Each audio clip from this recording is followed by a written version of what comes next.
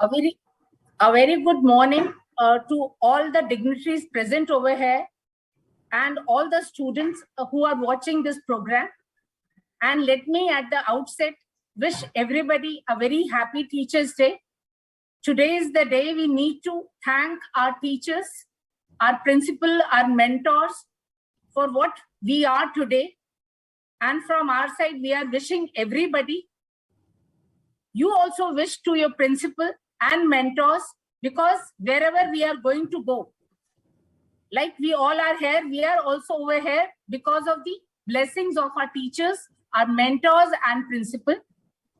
So today we are starting our BoS For Your Success continued session, which is taking on from 1st of September 2022, when our Honorable President, Honorable Vice President, our Honorable Chairman and Honorable Vice Chairman had talked with all of you and had given you and guided you all the tips for your November exam.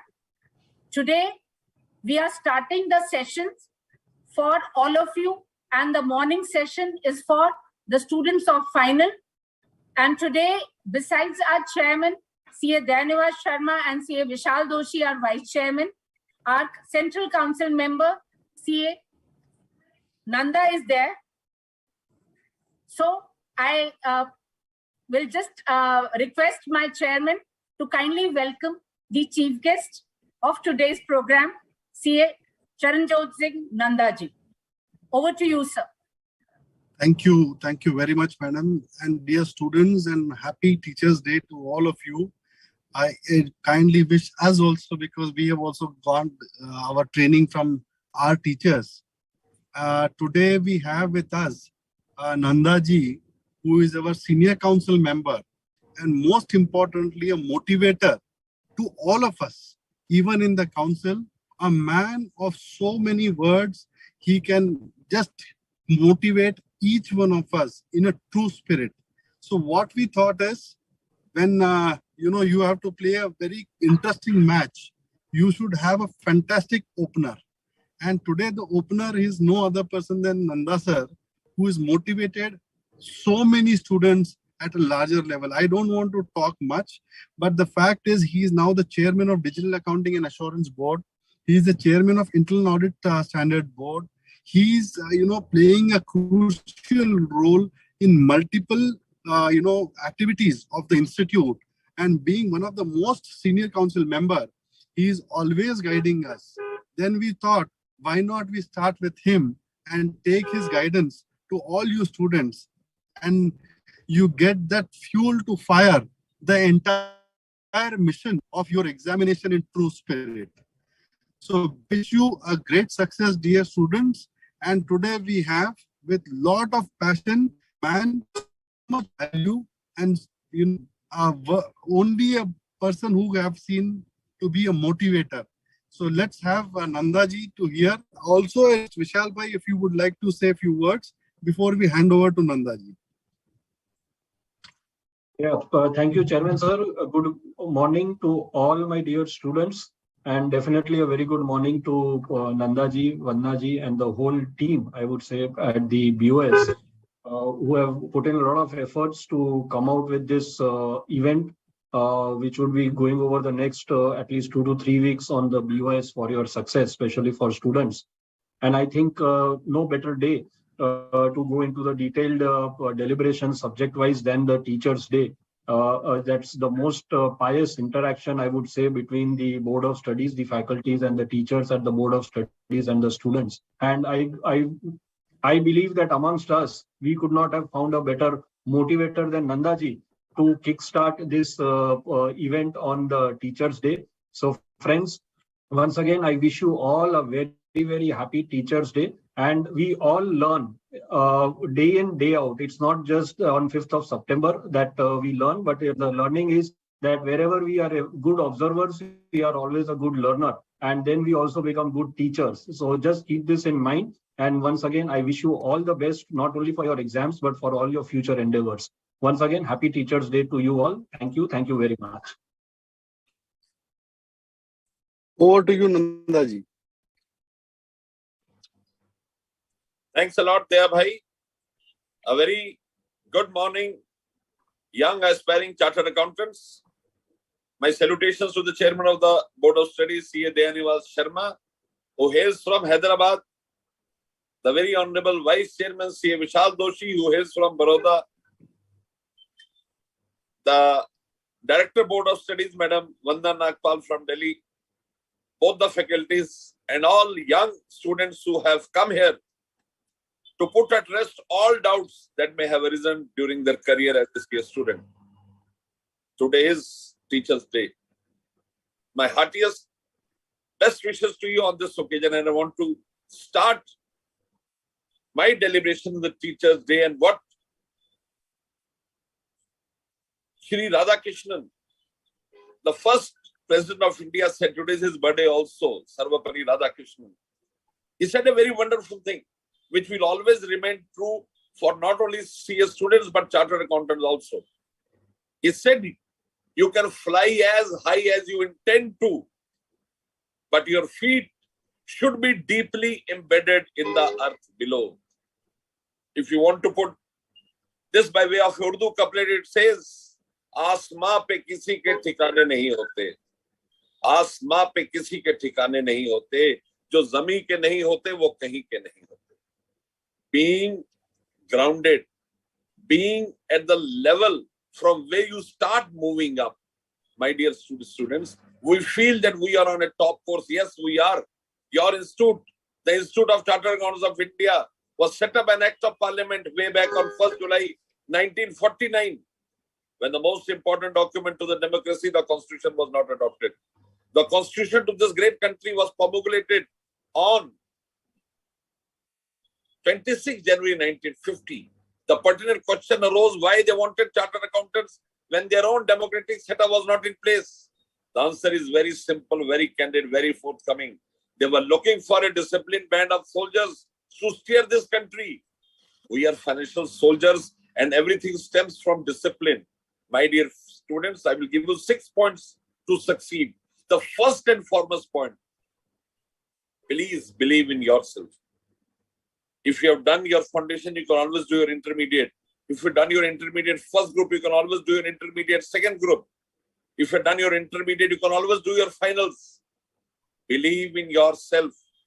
In crisis, a man starts disbelieving himself, which is very fatal.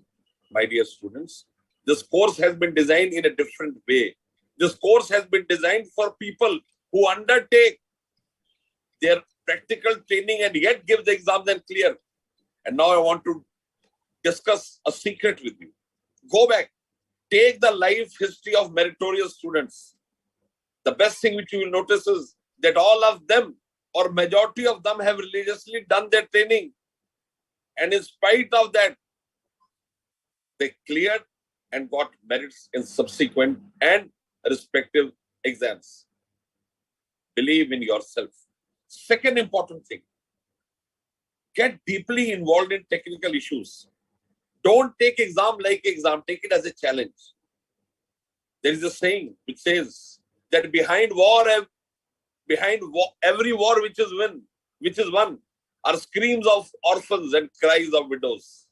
If you want to succeed without hard work, without your involvement, without your total dedication, you can't do anything. Your hard work, your dedication, plus your indulgence in technical impetus would leave no stone unturned for your success. Third, believe in ICI, believe in the board. I want to make a very candid statement from here. Over so many years, I've seen students getting away from the board, away from institute. No. I also qualified in 1991. I also had merit in doing CA. Even today, when I go to the institute, I deem it as my Gurdwara, my temple. Institute is there for our facilitation. Institute is there to give us a platform where we can usher our power within and start performing on a greatest level. Over the years, certain students have been guided to criticize the institute, criticize the examination, criticize the board. That is not the right approach. My son is also doing CA. He is also in CA final. I want to tell you that all of us have to fall in line with the principle laid down by the institute. The institute is there for our well-being. Whatever we are today, we owe that to our great institute. Fourth important thing. Now coming on to the studies. Please understand how marking is given. Please understand that for every paper which you write, the mark awarded is on a step basis. But where do we write our steps? We write our steps on the rough paper. When you start your exam, please quarter of a page you can put a line or demarcate and start writing your steps there, so that if the examiner can see that if there is some problem in the step, you can get marks. This is very, very important. At times you come home and see that you have got your answer is correct only for 30 marks and you get 70 marks. We are very vigilant while checking our exam papers. We leave no stone to ensure that the writer's marks are awarded to the candidate. So please understand, when we award marks, we go and look apart from the answers, all working notes, and they ultimately get you awarded the marks. The fifth important thing which you need to understand is your systematic approach. Please make a system. You have to relax, you have to sleep, you have to enjoy life, plus preparing for exams. Yes, maybe you study for 8 to 10 hours, but the other hours you need to allocate for other perspectives of life. Please understand, it is ultimately your balanced approach which will take you to success. There is a couplet which says, "Ghar khairat mein milti kamyabi to har shakhs kamyab hota." I will give the English version also. I understand people from all over India are listening to it. "Ghar khairat mein milti kamyabi to har shakhs kamyab hota." फिर कदर ना होती किसी हुनर की और ना कोई शख्स लाजवाब होता. The English version is that if charity would have given stars, everyone would have been star, and there would have been no difference between a simpleton and a chartered accountant. You are taking this great course of chartered accountancy. Please understand, we are a class apart. You earn chartered accountancy. My name is Charanjot Singh Nanda. Charanjot, my father gave. Singh, my God gave Guru Nanak, Guru Gobind Singh. And Nanda is my family name. I have earned nothing of it. I have only earned CA. CA Charanjot Singh Nanda, these two alphabets CA. For that I have put on my entire life. I am proud to be a CA, my dear students. Today, sit back, relax, take a paper and take a clear-cut impetus of what you intend to do. Life is a journey and there will be a lot of difficulties, lot of struggles. Never be afraid from struggles. मैं खुदा का नाम लेकर P रहा हूं दोस्तों. मैं खुदा का नाम लेकर पी रहा हूं दोस्तों. जहर भी उसमें हुआ तो दवा हो जाएगा. जहर भी उसमें हुआ तो दवा हो जाएगा. When I drink something, I take the name of my Lord. Even if it has poison, it will become excellent. Please understand, you are in the right course and your right frame of mind shall ensure that you qualify this course. And my last thing is apart from exams. The last important thing is your parents.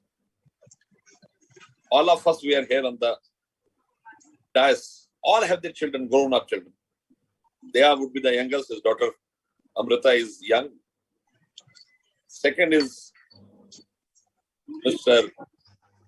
Vishal Doshi. Third is me, and probably Madam has the eldest child. I want to tell you one thing very clearly. As a student, your God is your parent. I don't know about anybody else, but when I used to give my exams, my mother's feet would give me the impetus to walk and write the exams. Please carry a photograph of your mother in your wallet. Whenever you feel diffused, whenever you feel you are not in the right frame of mind, look at her. I did my CA simply because my mother wanted to do that. I had no other notion. I will accept this in public. We are driven by our parents, and in case something stops, please go back to your roots. For us, our parents are everything and their wishes are everything. If you feel you are demotivated, you don't want to do CA, you are not able to concentrate, simply think of your parents, your mother and father. Concentration will immediately come back to you. Chartered accountants mainly are from middle class families. And once you become a CA, you shall always remain a star in your family. I can tell you, we have close to 3,60,000-70,000 chartered accountants. All are stars in their respective families. My dear friends, come to this great word of stardom. I welcome you to this great work, but for that, you'll have to do your work. You'll have to work hard to ensure. Yesterday, I was speaking at a board of studies program. More than 1,200 students were there. And Mr. Rathore was there. He said, I only understand one thing, that whatever you intend, which is great in life, you have to snatch it. You have to win it over. So if you want to become a chartered accountant, be ready to win over this course and come to this exciting word, a great work where all your wishes are fulfilled and you perform at the largest and the highest level. I wish you all a great success in exams to come. Your hard work should pay. I want to thank the board of studies, particularly the chairman, vice chairman, for giving me an opportunity to interact with young chartered accountants. Yes, you are FCAs, you are future chartered accountants, moving on to fellow chartered accountants. FCA to FCA, creation of great value and worth in your life. Thank you. Thank you so much.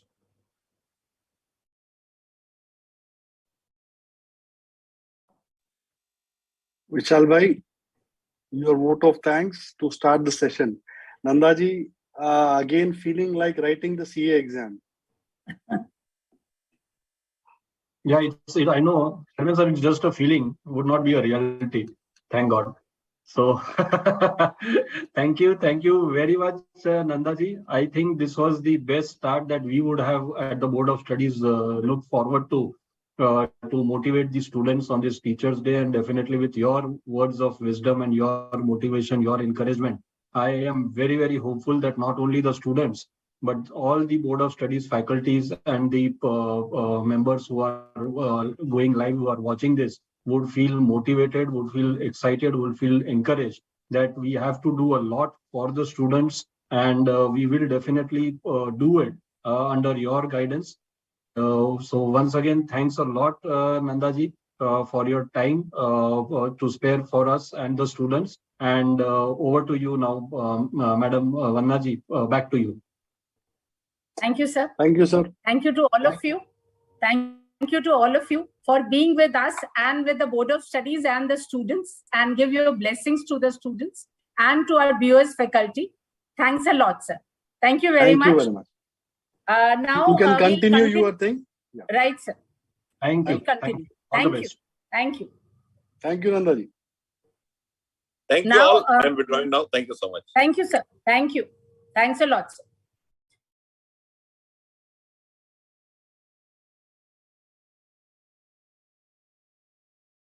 And CA Anshul, kindly join. Shilpa and Anshul, kindly join. Right? Dear students, we are going to start with our session. Students, we are going to start with our session for financial reporting paper. CA Shilpa Agarwal and CA Anshul, they'll be there with us and they'll be taking you to this paper.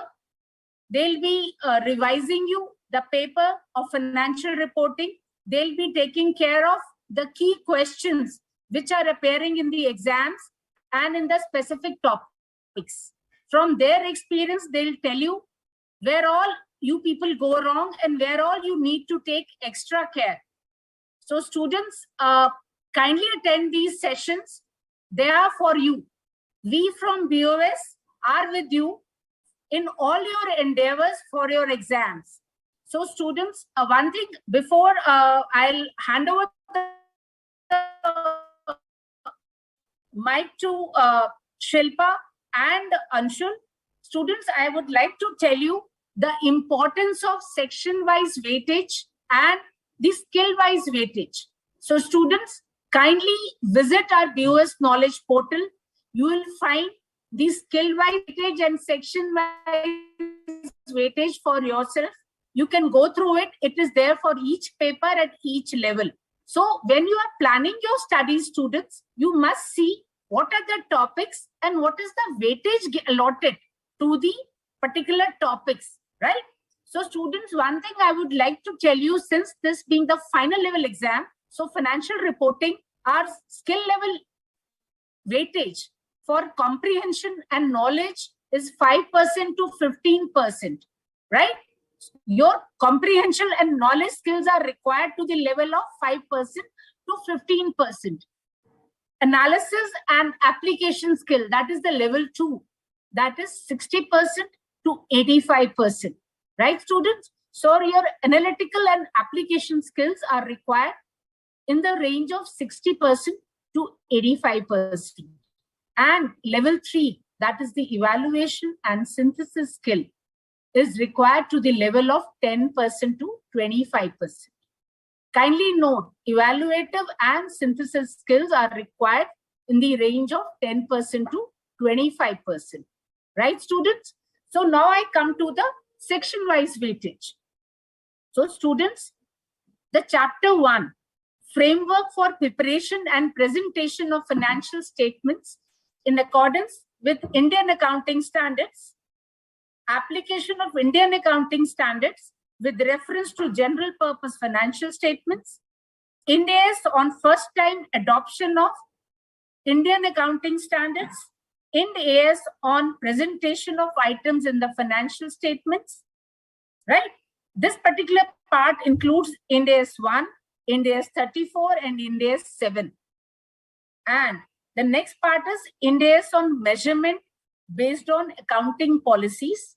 This part includes Ind AS 8, Ind AS 10 and Ind AS 113. So all these topics are having a weightage of 10% to 15%. Note down, these topics are having the weightage of 10% to 15%. Then I come to our next topic, Ind AS on income statement. This part includes Ind AS 115. And it is having a weightage of 10% to 15%, right? Then I come to Ind AS on assets and liabilities of the financial statements, including industry-based Ind AS. And this part includes Ind AS 2, Ind AS 16, Ind AS 23, Ind AS 36, Ind AS 38, Ind AS 40, Ind AS 105, Ind AS 116, Ind AS 41, 19 and 37. So students, this Ind AS on assets and liabilities of the financial statement is having a weightage of 15% to 25%, right? Then I come to the next topic, Ind AS on items impacting the financial statements. This part includes Ind AS 12 and 21. Then I come to Ind AS on disclosures in the financial statements. This part includes Ind AS 24, 33, 108 and other Ind AS. This part includes Ind AS 20 and Ind AS 102. So these particular Ind AS are having a weightage of 15% to 20%. Then I come to Indian accounting standards on group accounting, right? This covers business combination and accounting for corporate restructuring, including demerger. This part includes Ind AS 103. Then next is consolidated and separate financial statements. This part includes Ind AS 27, 28, 110, 111, and 112. This particular section is having a weightage of 10% to 20%. Then I come to accounting and reporting of financial instruments. This part includes 3 standards, Ind AS 32, 107, and 109, and it is having a weightage of 10% to 20%. Then I come to analysis of financial statements, integrated reporting, corporate social responsibility reporting. This is having a weightage of 5% to 10%, right? Then I come to, now students, I come to, this is all about all the weightage, section-wise weightage for the topics which are covered in the financial reporting paper. So students, while planning for your studies, while preparing, kindly note the section-wise weightage which has been allotted to different topics. So plan your studies accordingly, put thrust on those topics which are having more weightage, because you get complete questions from these particular topics, and your stepwise notings, you have to give your stepwise noting, and your stepwise marking is done for the steps which are involved while drawing the financial statements. So don't think that your financial statement is tallying, so you will be given full marks. No, it's the various treatments for various Ind AS which are going to be included in your particular question while attempting your answer is going to give you marks. So plan your studies accordingly, and accordingly you will be able to get the maximum marks. Right, students? And my one advice to all of you is to rather read the question carefully, just see what it is expecting from you, what all Ind AS are required, what is the treatment to be required, and what is the disclosure requirements. So kindly make a note of it and attempt your question. Fine. So students, I am rather advising all of you to attend all these sections. These sessions are really going to help you in preparing for your exams. Last moment tips are there where you are going wrong, and the entire BoS faculty team is going to be there on all these days for final and intermediate. Final session will be in the morning from 11 to 1:30, and intermediate session will be from 2:30 to 5. It is going to continue on a daily basis, right? Barring the weekends. And students, these sessions will get over on 26th of September. So attend all these sessions, gain the knowledge, and thereafter our mock test papers are also starting. The first series is going to start from 27th of September, and thereafter the second series will also start in the month of October. Attempt all these papers, make yourself sure, and success is going to be there with you. So now I'm inviting our faculty, CA Shilpa Agarwal and CA Anshul. Kindly take over, Shilpa and Anshul.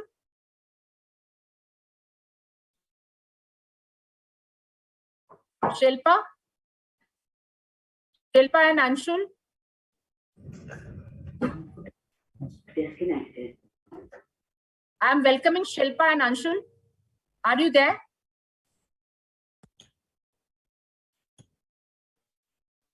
Thank you, ma'am. Yes, please take over.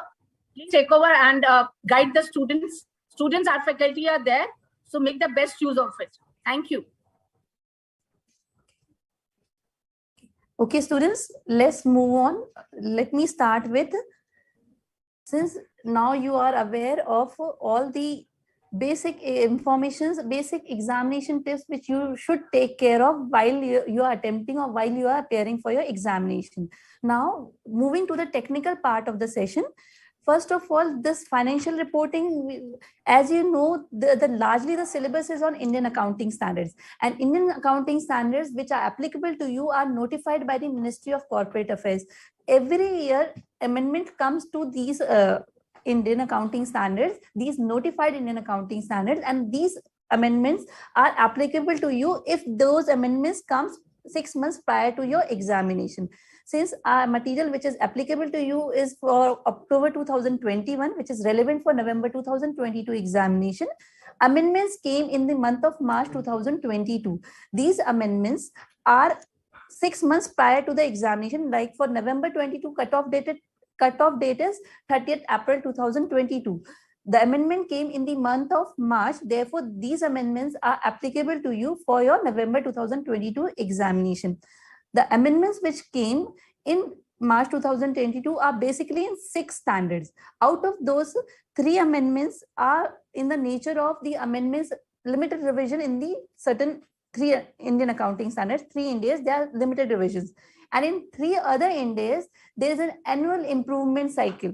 Because of annual improvement, certain amendments are made consequential to the amendment in any other standard or in any other statement. So other three standards where the amendments are there, they are basically because of annual improvement cycle. So let me discuss these amendments one by one so that you have a clarity and also know what is going to appear in, what is applicable for you in the examination or may appear in the exam. First amendment is in Ind AS 16. This amendment is very important because the amendment which has, first of all, let me tell you, whatever amendment is notified in Ind AS is due to amendment which has been brought in your IFRS, because your Ind AS are equivalent to your IFRS. So any amendment which has been brought in IFRS, that is applicable to you, in your Ind AS also when it is notified by MC. Amendment which came in IAS 16, that is International Accounting Standard 16, is bit different what the amendment has been brought by MCA in Ind AS 16. Ind AS 16 is on property, plant and equipment. Similarly, International Accounting Standard 16 is on property, plant and equipment. Number is same. However, this time the amendment is different. What is the amendment? What happens in property, plant and equipment? We do some testing before making any item of property, plant and equipment operational.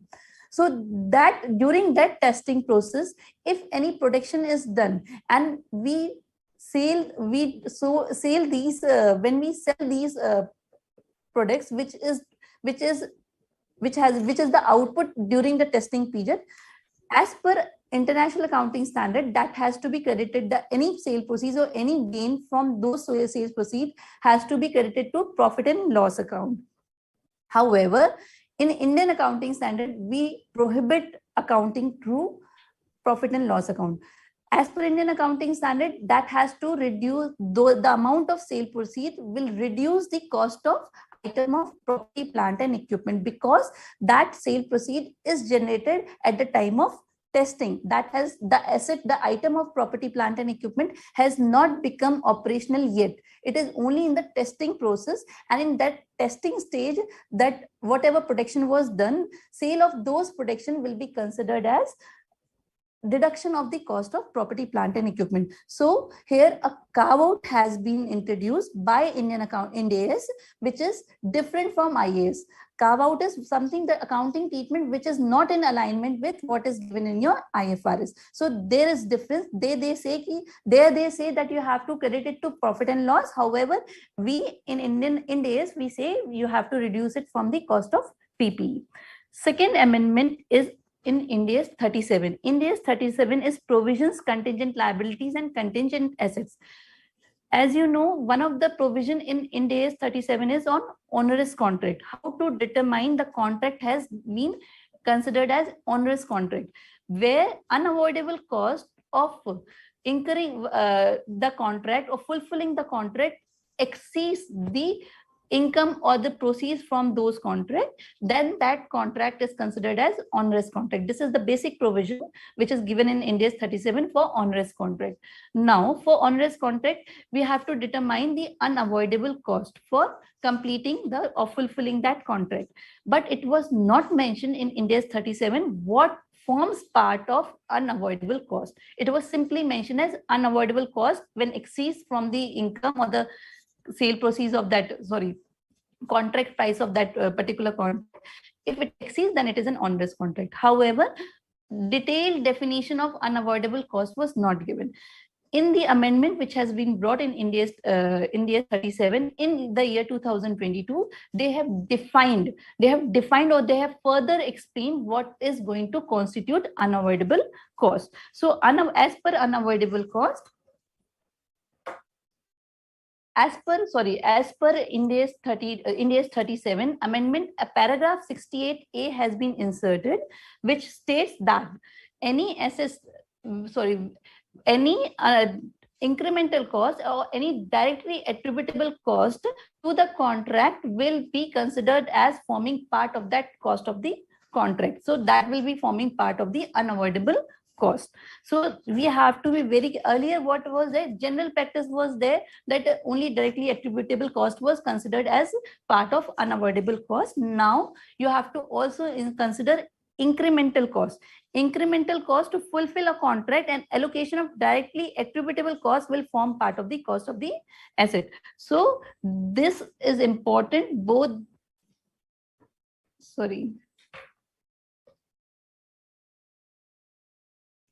incremental cost to fulfill a contract and directly attributable. One is incremental cost and second is directly attributable cost will form part of the cost used for determination of onerous contract. Further, one more amendment is there in Ind AS 37 because of this amendment, because of insertion of para 68A. That is, amendment is in para 69. Earlier in para 69, it was mentioned any asset which was dedicated to the contract. However, now we are not using the concept of any asset which is dedicated to the contract. We are using the concept of usage of the items of PPE which is for that particular contract. So this dedicated word has been replaced by used in the fulfilling the contract. So this is the replacement which is, or this is the amendment which has been carried out by the MCA in your para 69 of Ind AS 37, which states that irrespective of whether the asset has been dedicated for the contract or not, but if that item of PPE or that asset is used for that contract, so whatever the cost has been incurred, that has to form part of unavoidable cost for determining whether the contract is onerous onerous contract or not. So now, whatever amendment has been brought out by MCA in this March 2022, this is applicable prospectively from 1st April 2022. So means for financial year 2022-23, these amendments will be applicable. So this is an amendment which is effective from prospectively from 1st April 2022. With cumulative effect recognized in opening balance of retained earnings or other components of equity. It means on 1st April 2022, if this contract was from the earlier period, then we have to retrospectively understand what is the impact, and that cumulative impact is to be brought out in the opening balance of retained earnings or other component of equity as appropriate on 1st April 2022. Comparative prior period financials are not to be restated. It means though we have to calculate the cumulative impact, but that cumulative impact will be used for determination of provision, and that will be impacted in your opening balance of retained earning or other component of equity. That is not going to restate your comparative figure. Now, the third amendment which has been brought was in Ind AS 103 business combination. Basically, this amendment was because of the amendment or because of the revision of the framework for preparation and presentation of financial statement. Earlier, we were having a framework on preparation and presentation of financial statements in accordance with Indian accounting standard. However, in March 2018, IASB revised that framework and re-termed it as conceptual framework for financial reporting under IFRS. Now, that conceptual framework for financial reporting was adopted by our institute and was in the year 2020. Earlier, when it came in 2020, it was applicable for the standard setters, and in 2021, it was made applicable for the preparers of financial statements. When it became preparers of financial statements, certain definitions of assets and liabilities also was applicable because the reference of this framework was given in many standards. Similarly, the reference of this framework, conceptual framework, was given in your Ind AS 103 business combination. When this reference was used, that you have to do the accounting as per the framework, it means whatever the definitions which are given in framework, like for the definition for assets, definition for liability, that will be applicable while doing the accounting for your business combination. So there were certain liabilities which has to be accounted at the time of acquisition as per framework because it is meeting the definition of liability. However, there are certain liabilities for which specific guidance is given in different standards. Like one of the liability is levies. Levies is the guidance is given in your Ind AS 37. Appendix C, the guidance is given. As per Appendix C, levies, certain conditions is to be fulfilled. Only then you have to recognize the liability for levies. it may happen when at the time of acquisition, liabilities definition is in accordance with conceptual framework, but because of the specific guidance, the liabilities definition do not meet out. So what would have to happen, that a person who is following framework, they would recognize the liability on the first day, where on the acquisition date. Later on, they have to follow Ind AS 37, and when they apply Ind AS 37 Appendix C on levies, they find that this will not be recognized. So what will they do? They will de-recognize the liability. So what we'll be doing? First, at the acquisition date, we will be recognizing the liability for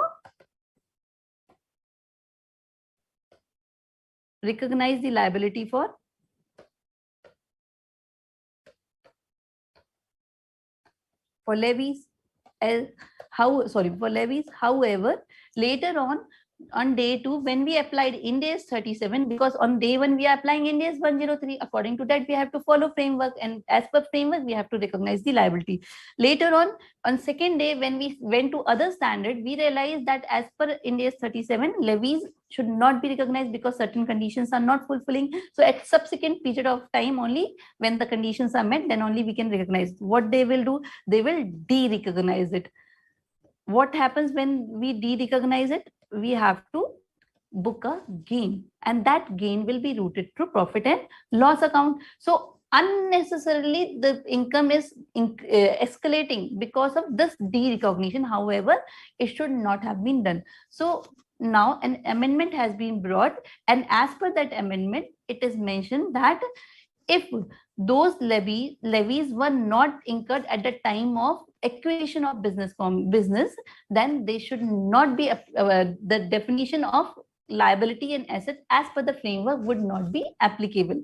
They will be recognized, those liability will be recognized later point of time, when that particular standard where the specific guidance has been given, that conditions given therein are being fulfilled.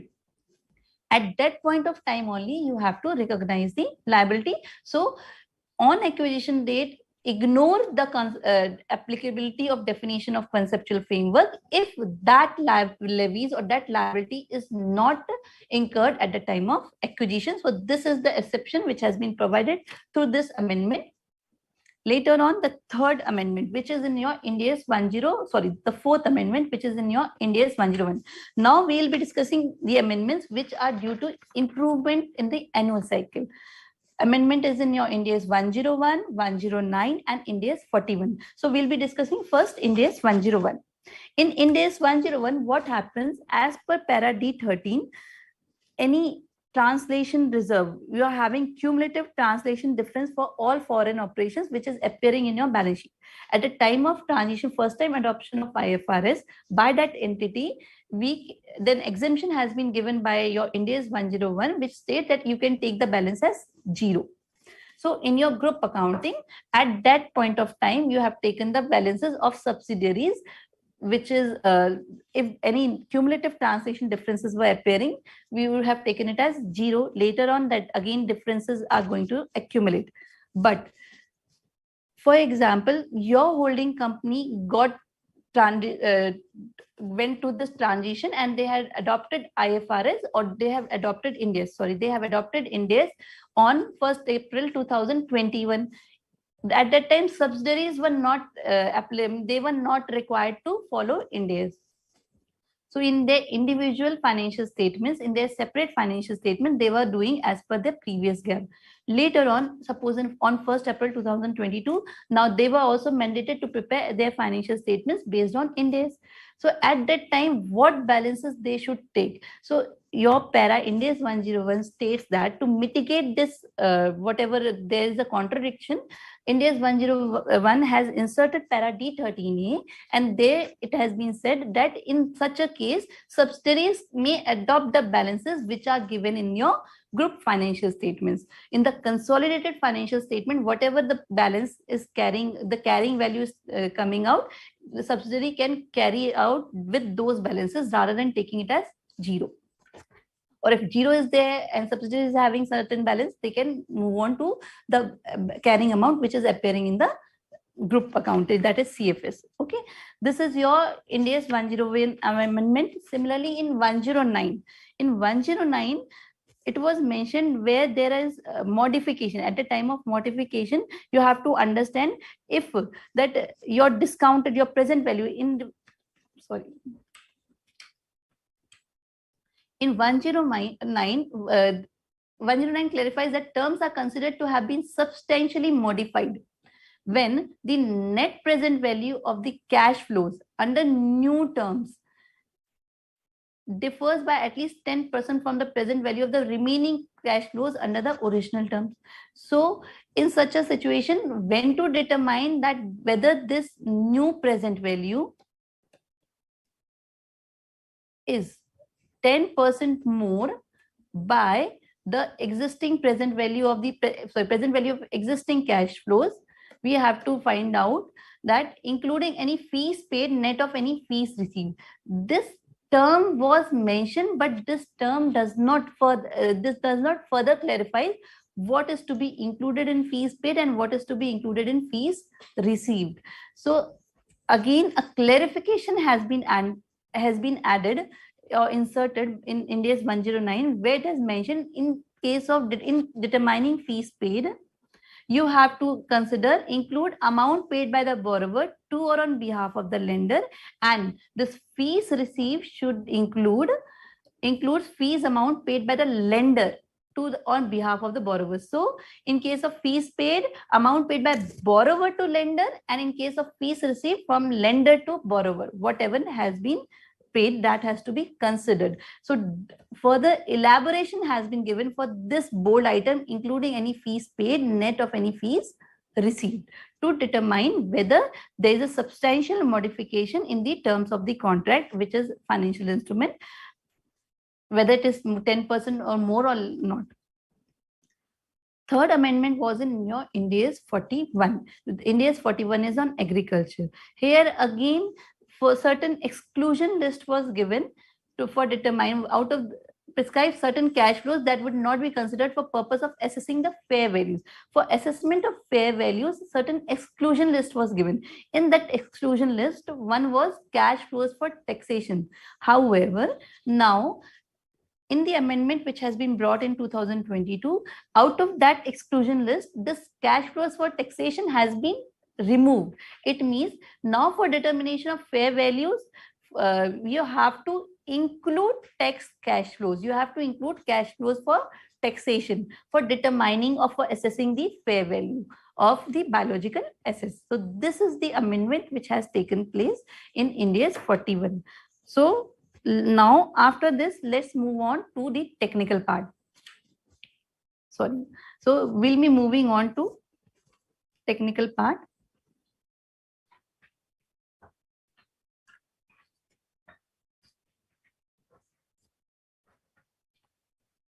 So now students will be taking few questions which either may have appeared in your past examination or which has been given by us in your RTP, in your previous RTP or in the recent RTP.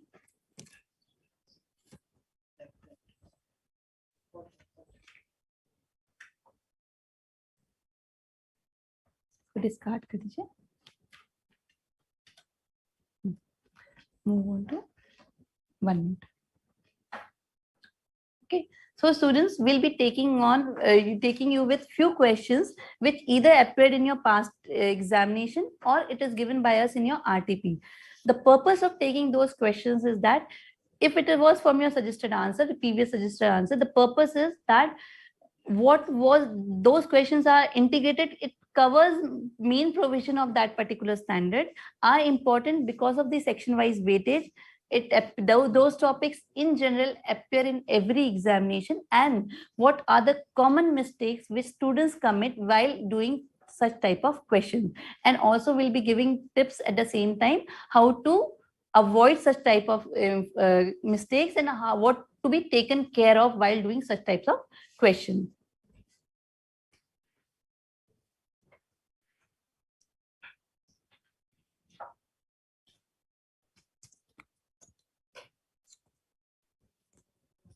Okay, students,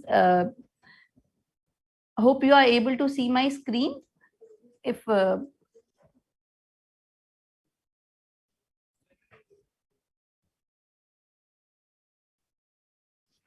students, any queries, whatever queries you are having, we request you to place your queries. We'll be happy to reply you. And also whatever doubts you are having with respect to the questions which we are going to cover, please do let us know.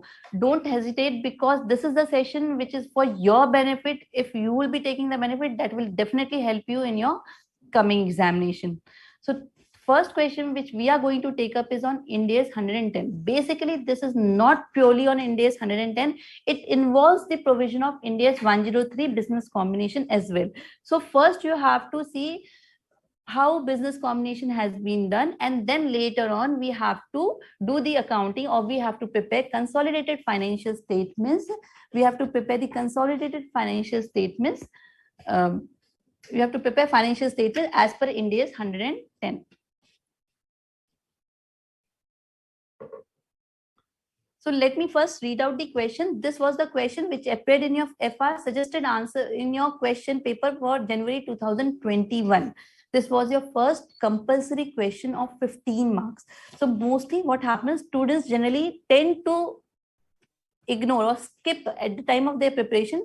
They tend to skip this particular topic in Ind AS 110, because this in general this requires preparation of balance sheet, and most happens probability of telling the balance sheet is less many times during the examination situation. So what students do, they try to skip this. But what if it comes as a compulsory question? There you have to be very careful, because if it is a compulsory question, you don't have that option to leave it or choose.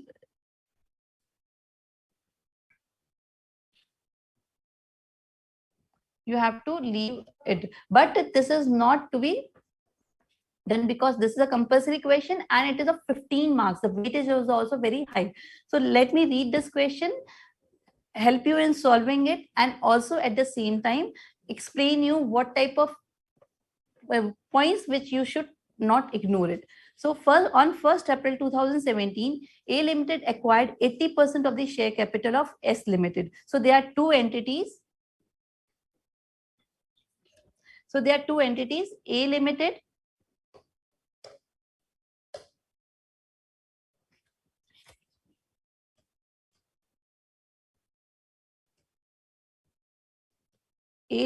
and S Limited. A Limited acquired 80% of the share capital of S Limited. It means A Limited is a holding company.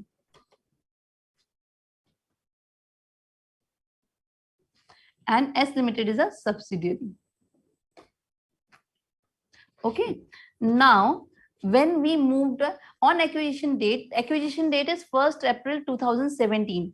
What I prefer doing is that whenever I go through the question, I prefer reading the requirement part of the question, because it helps me in connecting what is the required and what is the scenario. So let me first just go through the requirement part of the question. Requirement part of the question is, you are required to prepare the consolidated balance sheet of A Limited, because A Limited is the holding company, is the parent company, on 31st March 2019. This is the important date. 31st March 2019, you are required to prepare your consolidated financial statements. However, now let's go to the scenario first. On 1st April 2017, A Limited acquired 80% of the share capital of S Limited. So acquisition took place 2 years back. If you are preparing your financial statements on 31st March 2019, so you have to understand that your acquisition was on 1st April 2017, and now you are preparing, your reporting date is 31st March 2019, means after 2 years. So there are two concepts applied. For this period, you have to apply Ind AS 103, and for this period, you have to apply Ind AS 110. Okay, so two standards are integrated in this particular question. So let me again go back to the question. On 1st April 2017, A Limited acquired 80% of the share capital of S Limited.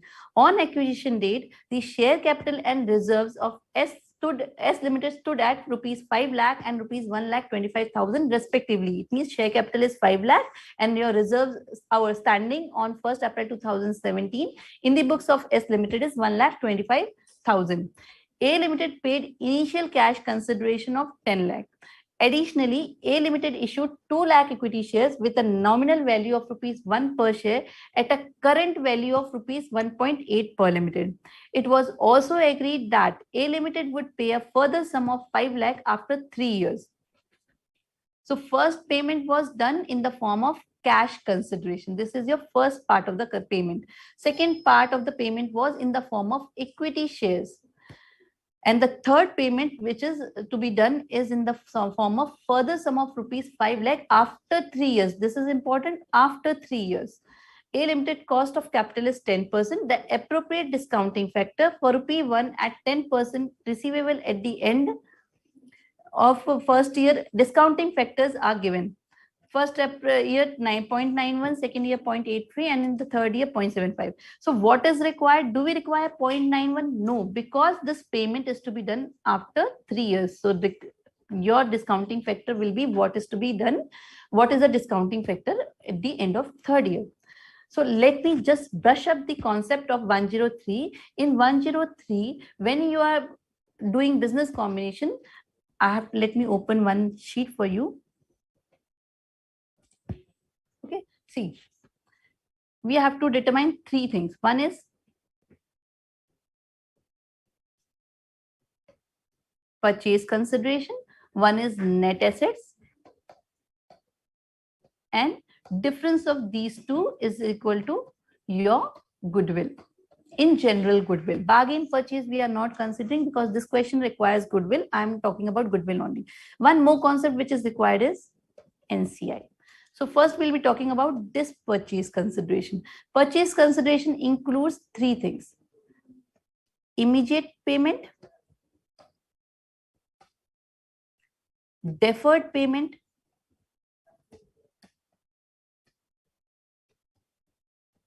and contingent consideration. Contingent liability nahi hai beta, contingent consideration. So these are the 3 things which is required for determination of your purchase consideration. So first we are moving to what is immediate payment, and sum total of these 3 is purchase consideration. One important point which is to be taken care of is that it is always and always required to consider the fair value on the acquisition date of these 3 things. So whatever the immediate payment, the fair value will be equal to the actual payment. For deferred payment, we need to determine the fair value, and at times when the fair value is not given, we determine the present value. Okay, we consider the present value based on the discounting factor as the fair value. And contingent consideration, for contingent consideration also we require the fair value. So let's move on to our question. So first thing is, this is immediate. Let me just rub it for your help so that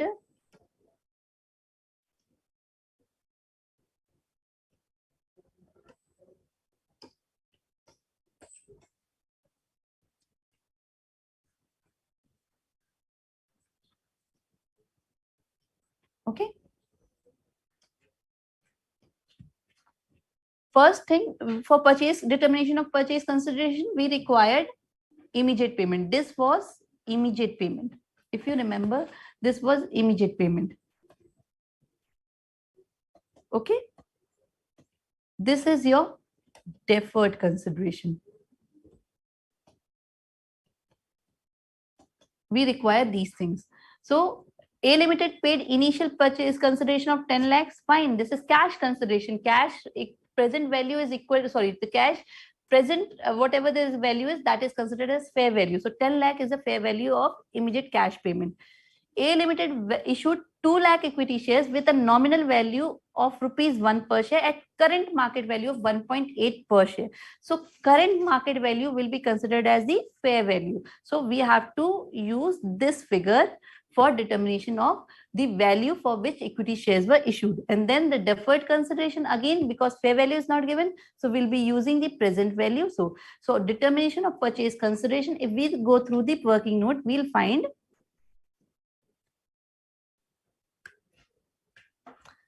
I'm sorry, minimizing these, I'm just zooming out so that we can have a space to write it. So purchase consideration is equal to cash 10 lakh,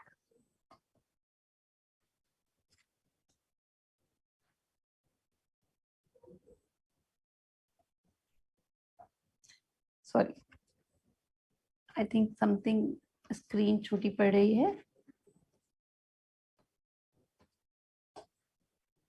I'll further reduce it so that I get the space to write.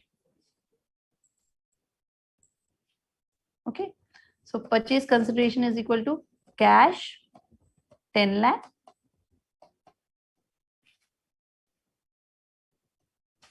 then shares, equity shares we are paying for 2 lakh into 1.8 because we need the fair value.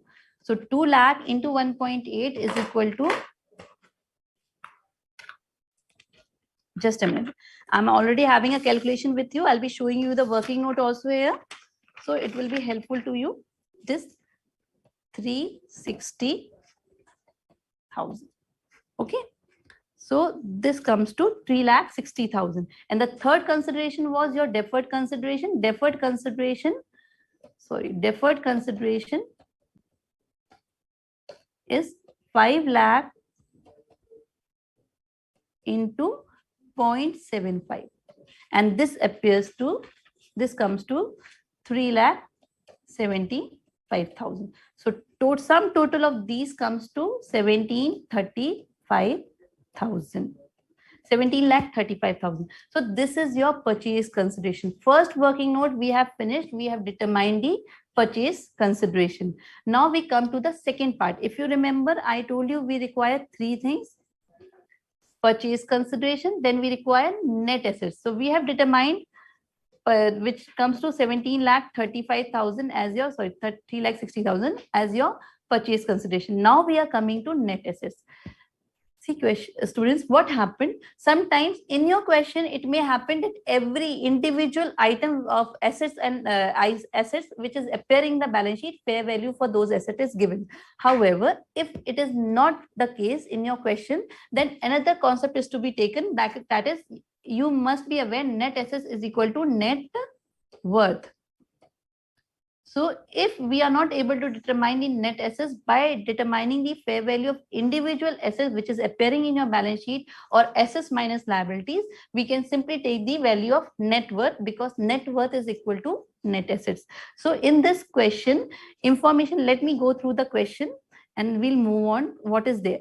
We have studied these 3 items, and from these 3 items, we have considered the purchase consideration. The shares and deferred consideration. Below are the balance sheets of A Limited and S Limited. This is the balance sheet which is given in your question. On the date of acquisition, the fair values of S Limited plant exceed its book value by 2 lakh rupees. The plant had a remaining useful life of 5 years. Remaining. It means on the date of acquisition, the useful life remaining was 5 years. The consolidated goodwill has been impaired by 2,58,000. It means that whatever difference of purchase consideration and net assets, goodwill is going to appear. That's why they are saying the impairment of goodwill is this much. So this is the amount by which impairment is to be done. It means this is not the value of goodwill. What is the common mistake which happened when it was given in your January 2021 examination? When this question was asked, most of the students considered this as the value of goodwill and they fully impaired the goodwill. However, they were not required to they were required to determine the fresh value of goodwill. What they did, they thought 2,58,000 was the value of goodwill, and accordingly they considered the purchase. They went in a reverse manner. They calculated your net assets figure based on this value of goodwill. How this was wrong. You were given the information for purchase consideration. You were given the information of net worth. So net worth is equal to net assets. You have to determine in that form the value of net assets. You have to determine the difference of these two as the amount of goodwill. Out of that amount of goodwill, you have to reduce this as an impairment of goodwill. But what student did, they took this as the impairment, this as the value of goodwill. So the consolidated goodwill was impaired by, the important word is by, it means by this value, this has to be removed. This has to be reduced. Then third part is A Limited Group values the non-controlling interest using the fair value method. There are two methods for calculating non-controlling interest. One is proportionate share of assets and second is fair value method. In this question, you have to apply, you have to determine the value of non-controlling interest based on fair value method. So based on fair value method, generally question will give you the information.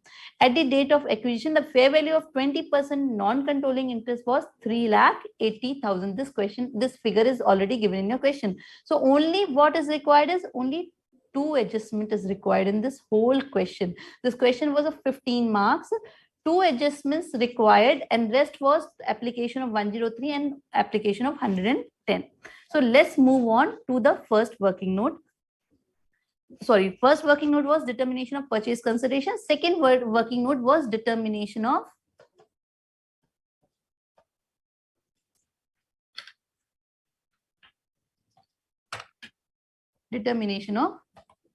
net assets. For net assets, we know net assets is equal to net worth. So now we'll determine through net worth policy.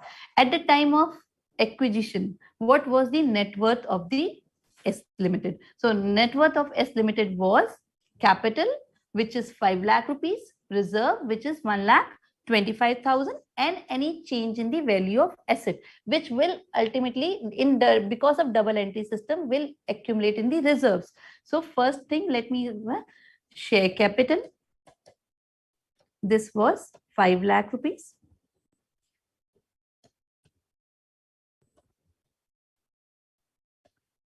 Reserves at the date of acquisition, determination of net assets on acquisition date. We are doing it on acquisition date. So an acquisition date reserve was 1,25,000. What was the change in the fair value? Only 2 adjustments are given. One adjustment is on change in the fair value. So change in fair value of PP is 2 lakh rupees. So this will also result into increase of reserves. So forming part of the reserve, forming part of net worth, total will your net assets or net worth, whatever you call. So this comes to amount to 8,25,000. Your second working note is also completed. This was your first working note. This is your second working note. Determination of net assets on acquisition date. If you remember, I can just give you this is 1 lakh, 5 lakh, 1,25,000, and the adjustment which was given in your question regarding change in the book value because of fair value determination, that is 2 lakh rupees. So we have taken all the 3 items and we determined the net assets for the question. Now, third part is determination of goodwill.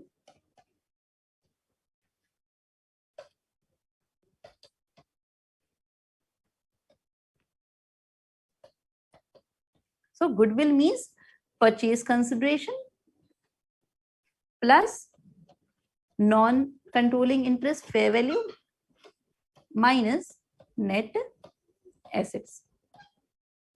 Okay. So here we determined purchase consideration, which was 17,35,000.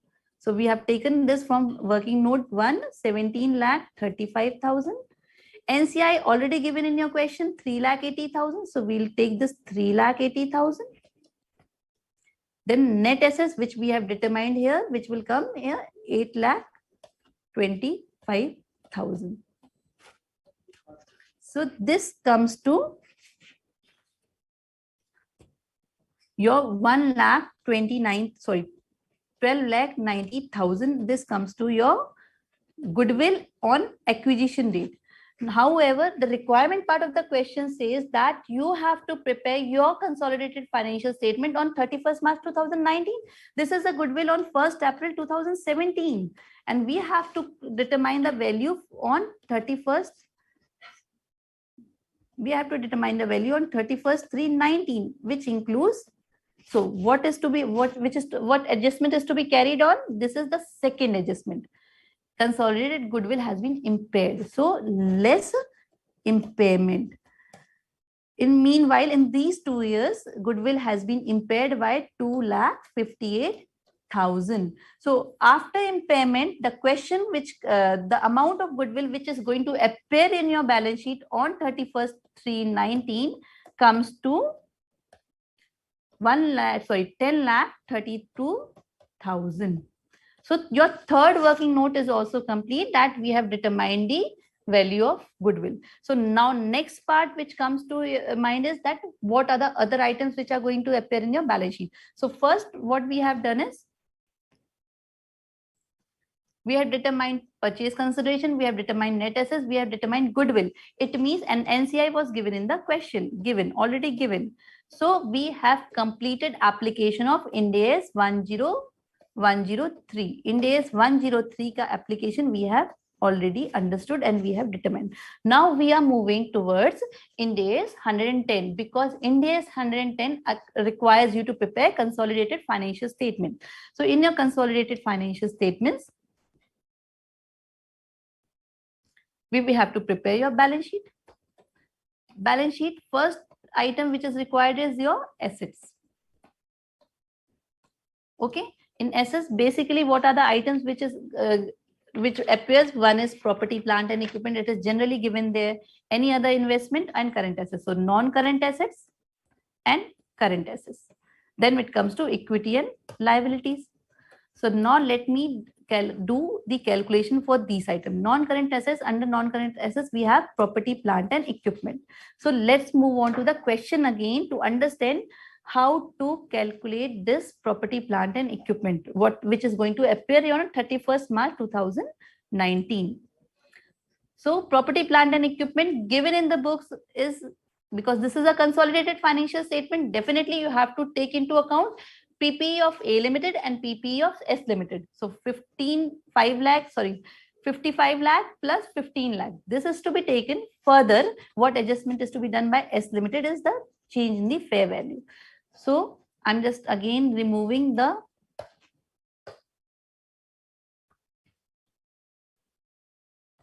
whatever calculations we have already done. I'm just removing those.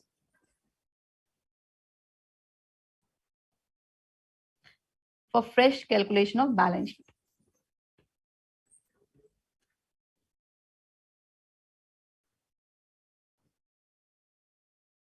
Okay.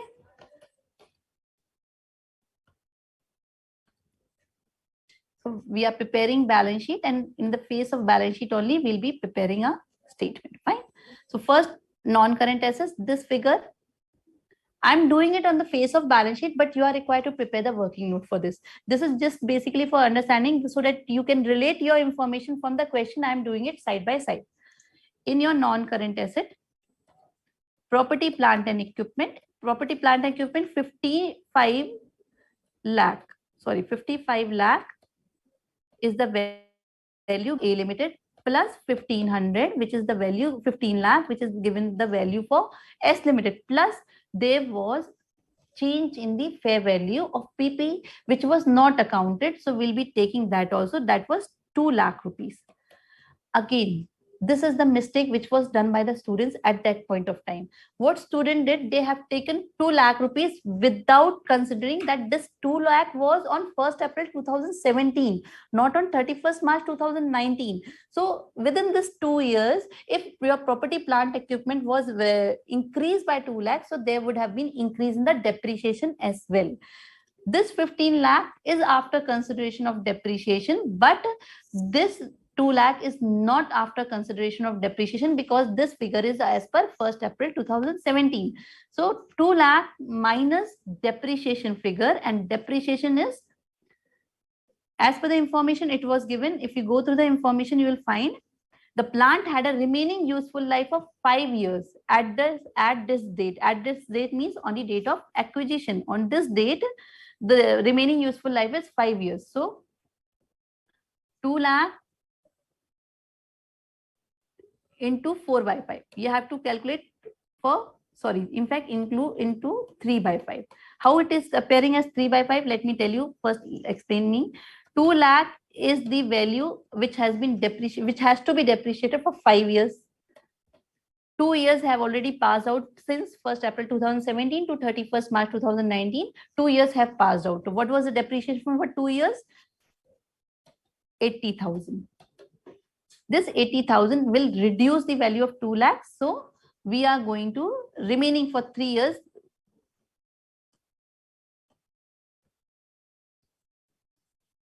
Sorry.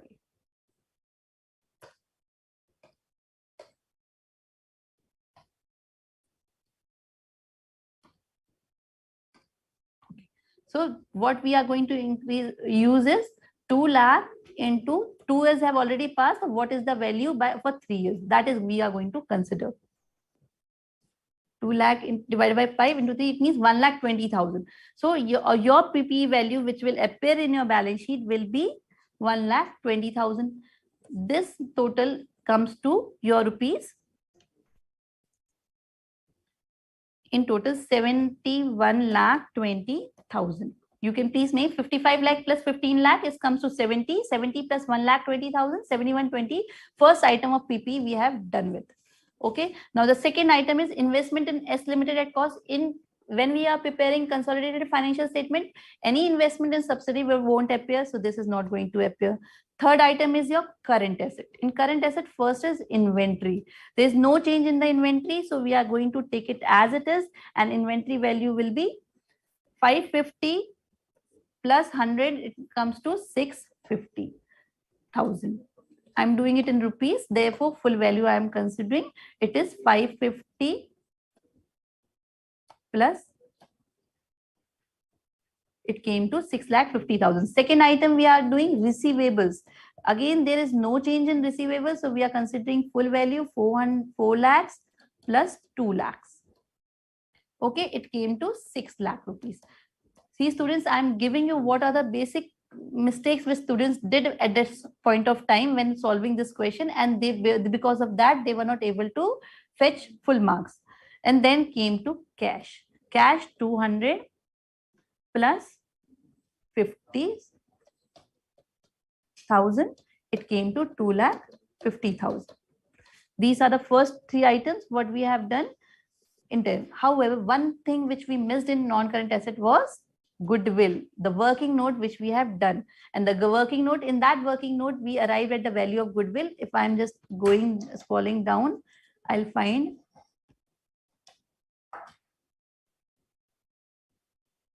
we came to goodwill value. If you see, the goodwill value which appeared was, we calculated it as 10,32,000. This 10,32,000 which we calculated earlier, this is going to appear in your balance sheet.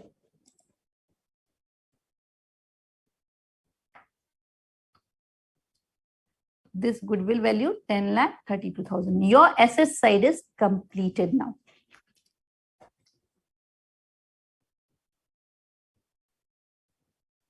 Your asset side is completed. Now we are moving to, this is your asset side. Now we are moving to liability side. So first of all, let me have the total of these 4 items, these 5 items, and it comes to 96,52,000. So students, we want the same total for our equity and liability side. Now what I am doing is that I'm keeping this total and I'm removing other things.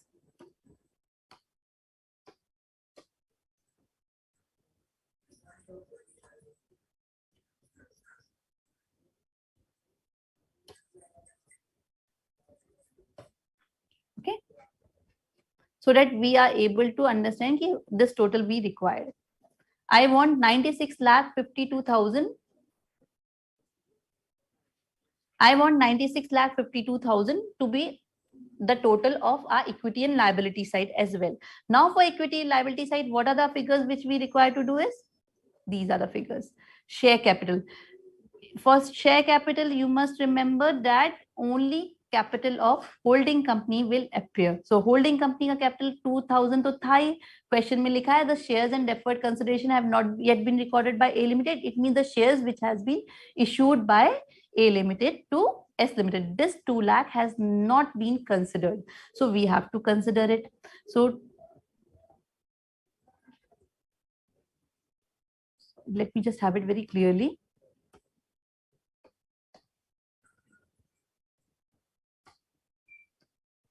Share capital was 20 lakh plus 2 lakh. Here we have to give the nominal value, because when we are doing balance sheet, in balance sheet, whatever the extra value at which we have issued to the whole subsidiary company, that will be forming part of your securities premium, not forming part of your share capital. Share capital is always appearing at your nominal value. So 2 lakh is the nominal value. So we'll be considering that. So total share capital appears to be 22 lakh. Fine. Now, second part which is given in your question is retained earnings. For retained earning, we have to take the retained earning of holding company, which is 14 lakh, plus the retained earning of subsidiary companies 3 lakh. However, 3 lakh includes pre-acquisition part also, and pre-acquisition part does not appear in your consolidated financial statements. So we have to bifurcate this 300 into 1,25,000. Remaining portion we come to know that 1,75,000 is your post-acquisition.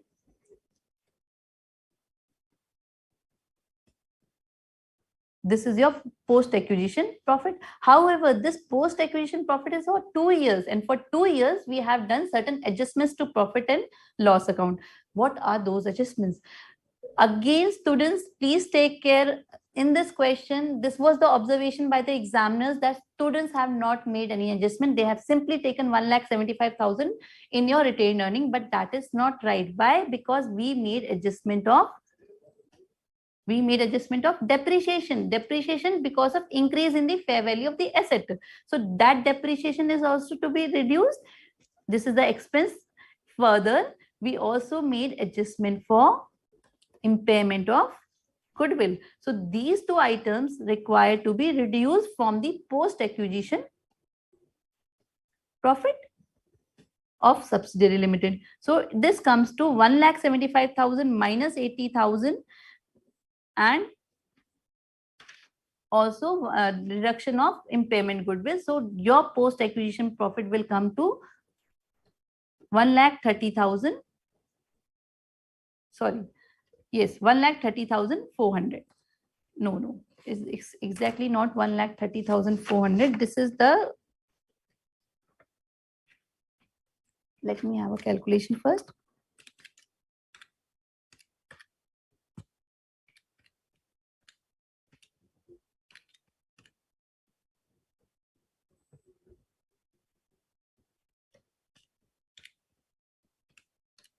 This is negative figure 1,63,000.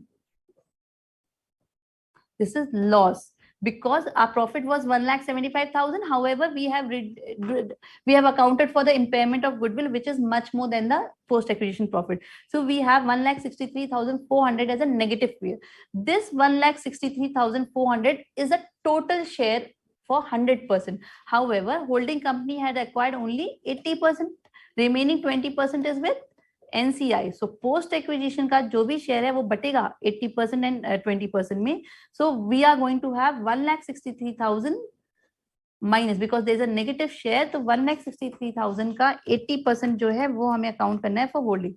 So it comes to minus 1,30,400. So when we did for this 14 lakh, we found that profit reduced to 126,960. Okay, so retained earning which will appear in your balance sheet will be 12,69,600. One more adjustment is to be done for this retained earning will be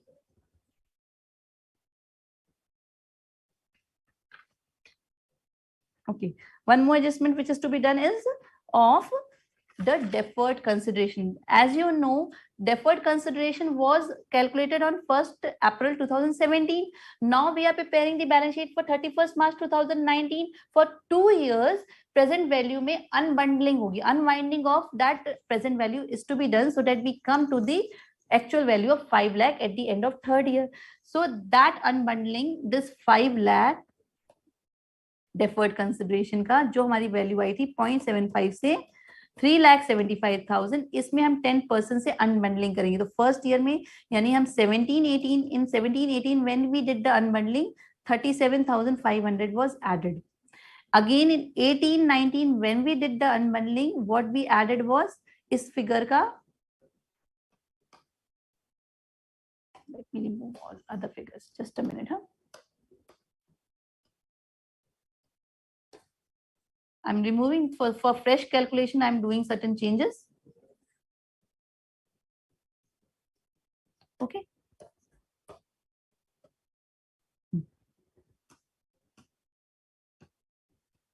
$37,500 हमने add किया, हमारी value आई यहाँ पर 3,75,000 plus 37,500, figure comes to 4,25,12,500.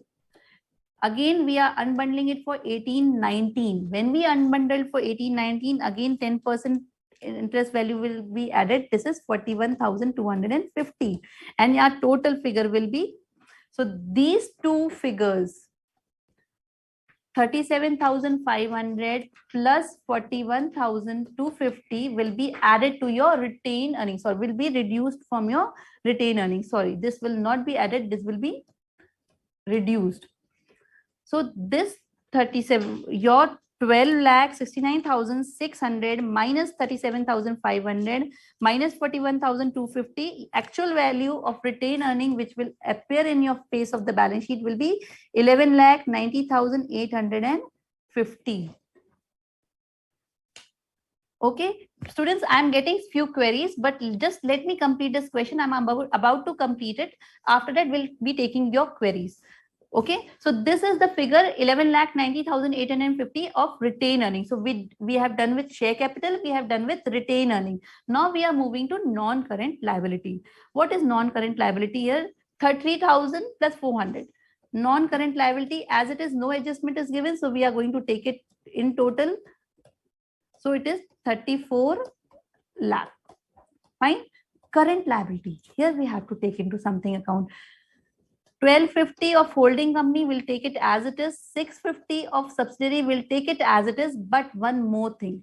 When A Limited promised for deferred consideration to S Limited after 3 years, and we are preparing the balance sheet after 2 years, it means on 1st April 2017, they promised to pay something after 3 years. It means on 31st March 2020, they promised to pay something. Now this is in between, we have to prepare 31st March 2018 ki balance sheet, and then we have to prepare 31st March 2019.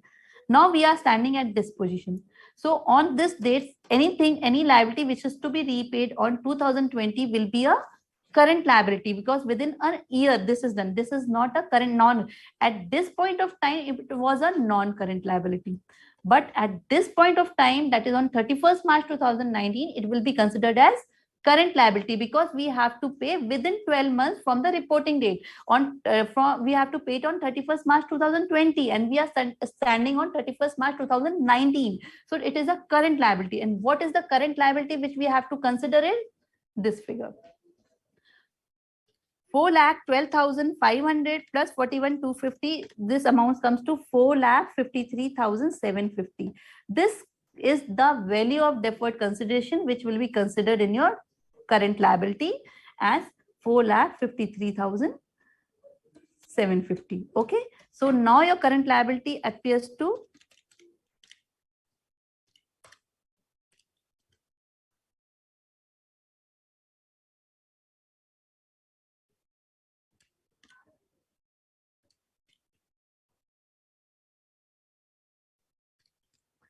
$12,50,000. Sorry.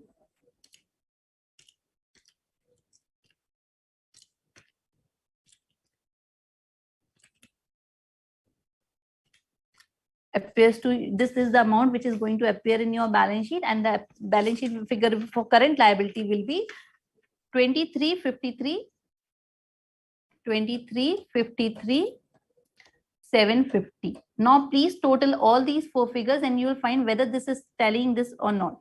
2200, 11,90,850, 34 lakh. Sorry, one more thing which I missed out is NCI, non-controlling interest, value of non-controlling interest. And return earning में one एक चीज और हमसे miss हुई जो है securities premium. Securities premium क्यों आएगा हमारा? क्योंकि हमने अपनी we have issued the shares to S limited at the value of 1,80,000, sorry 1.8 rupees, and nominal value was only 1. So 2 lakh में इस सिक्योरिटीज प्रीमियम की एक वैल्यू हमसे मिस हुई है. This is 2 lakh into 0.8. This figure comes to 1,60,000. तो securities premium की 1,60,000 की ये वैल्यू आएगी. और एक एनसीआई की वैल्यू जो हमने कैलकुलेट करी थी, एनसीआई की वैल्यू हमें कैलकुलेट करनी है. We'll do it again. हाँ, so for let me just remove other corrections, other calculations, so that we can calculate the value of NCI. Okay. Removing these adjustments so that we can come to, so this was share capital, this was retained earning, this is securities premium. Now what we are doing is, third is, please follow the format of division 2. This is reserves, other equity, which I am mentioning here. Under other equity, we did it retained earnings, we did it securities premium. Now we are doing non-controlling interest. For calculation of non-controlling interest, at the point of, at the on acquisition date, what we calculated as the value of non-controlling interest, if you remember, was your 3,58,000, which is given in your question paper. It was given as, sorry, 3,80,000. 3,80,000 was the NCI value given in your books in your question. So 3,80,000 is on 1st April 2017. We are moving to 31st 3/2019. It means for these 2 years, any post-acquisition gain is to be added, any post-acquisition loss is to be reduced. So what is the post-acquisition gain? Post-acquisition gain, which we calculated, was 1,75,000.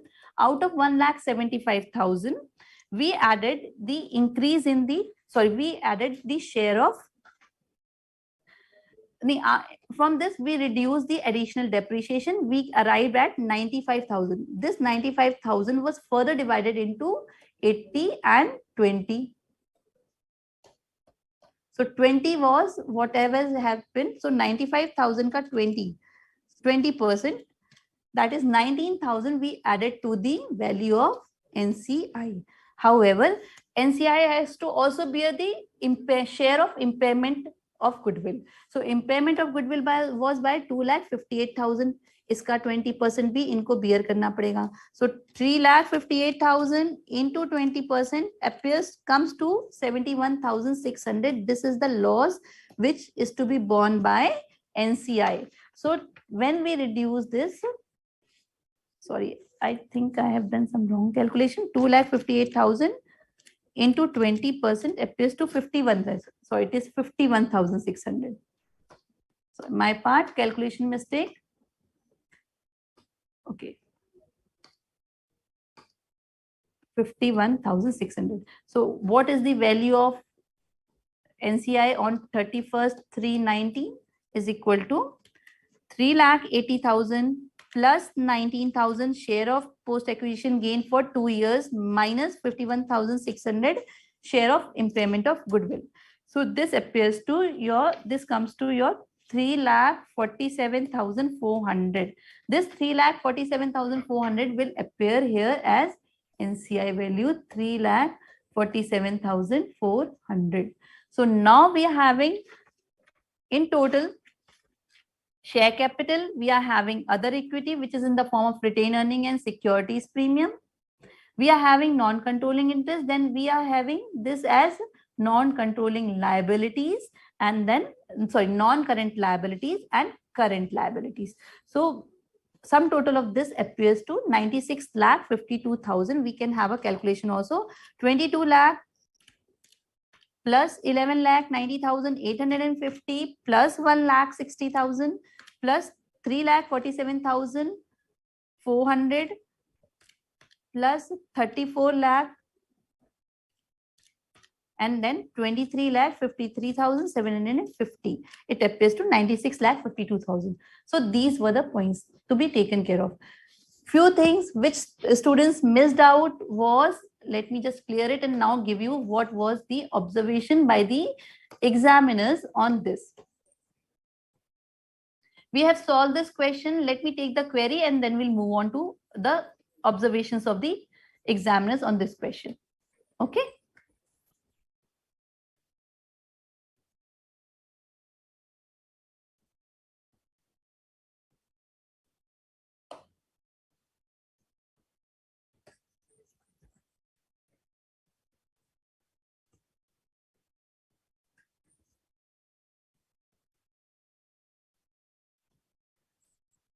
Students, now we'll move it to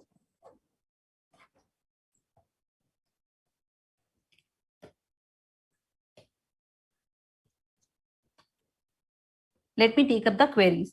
So queries which we have received, let me take the queries. First is by, okay, good morning and happy Teachers Day to all. Thank you, students. Thanks for the wishes. Happy Teachers Day is wished by Anjali Sharma. Also, Shumit Sharma is wishing us happy Teachers Day. Okay, Manikant was asking for freshers can also join the session. Definitely, because when you are starting your preparation, you should be aware of what points to be taken care of while preparing or while doing the studies. This will help you in your preparation. After doing the preparation, then you come to know, okay, this should not be done. This better you join the session and take the benefit of this.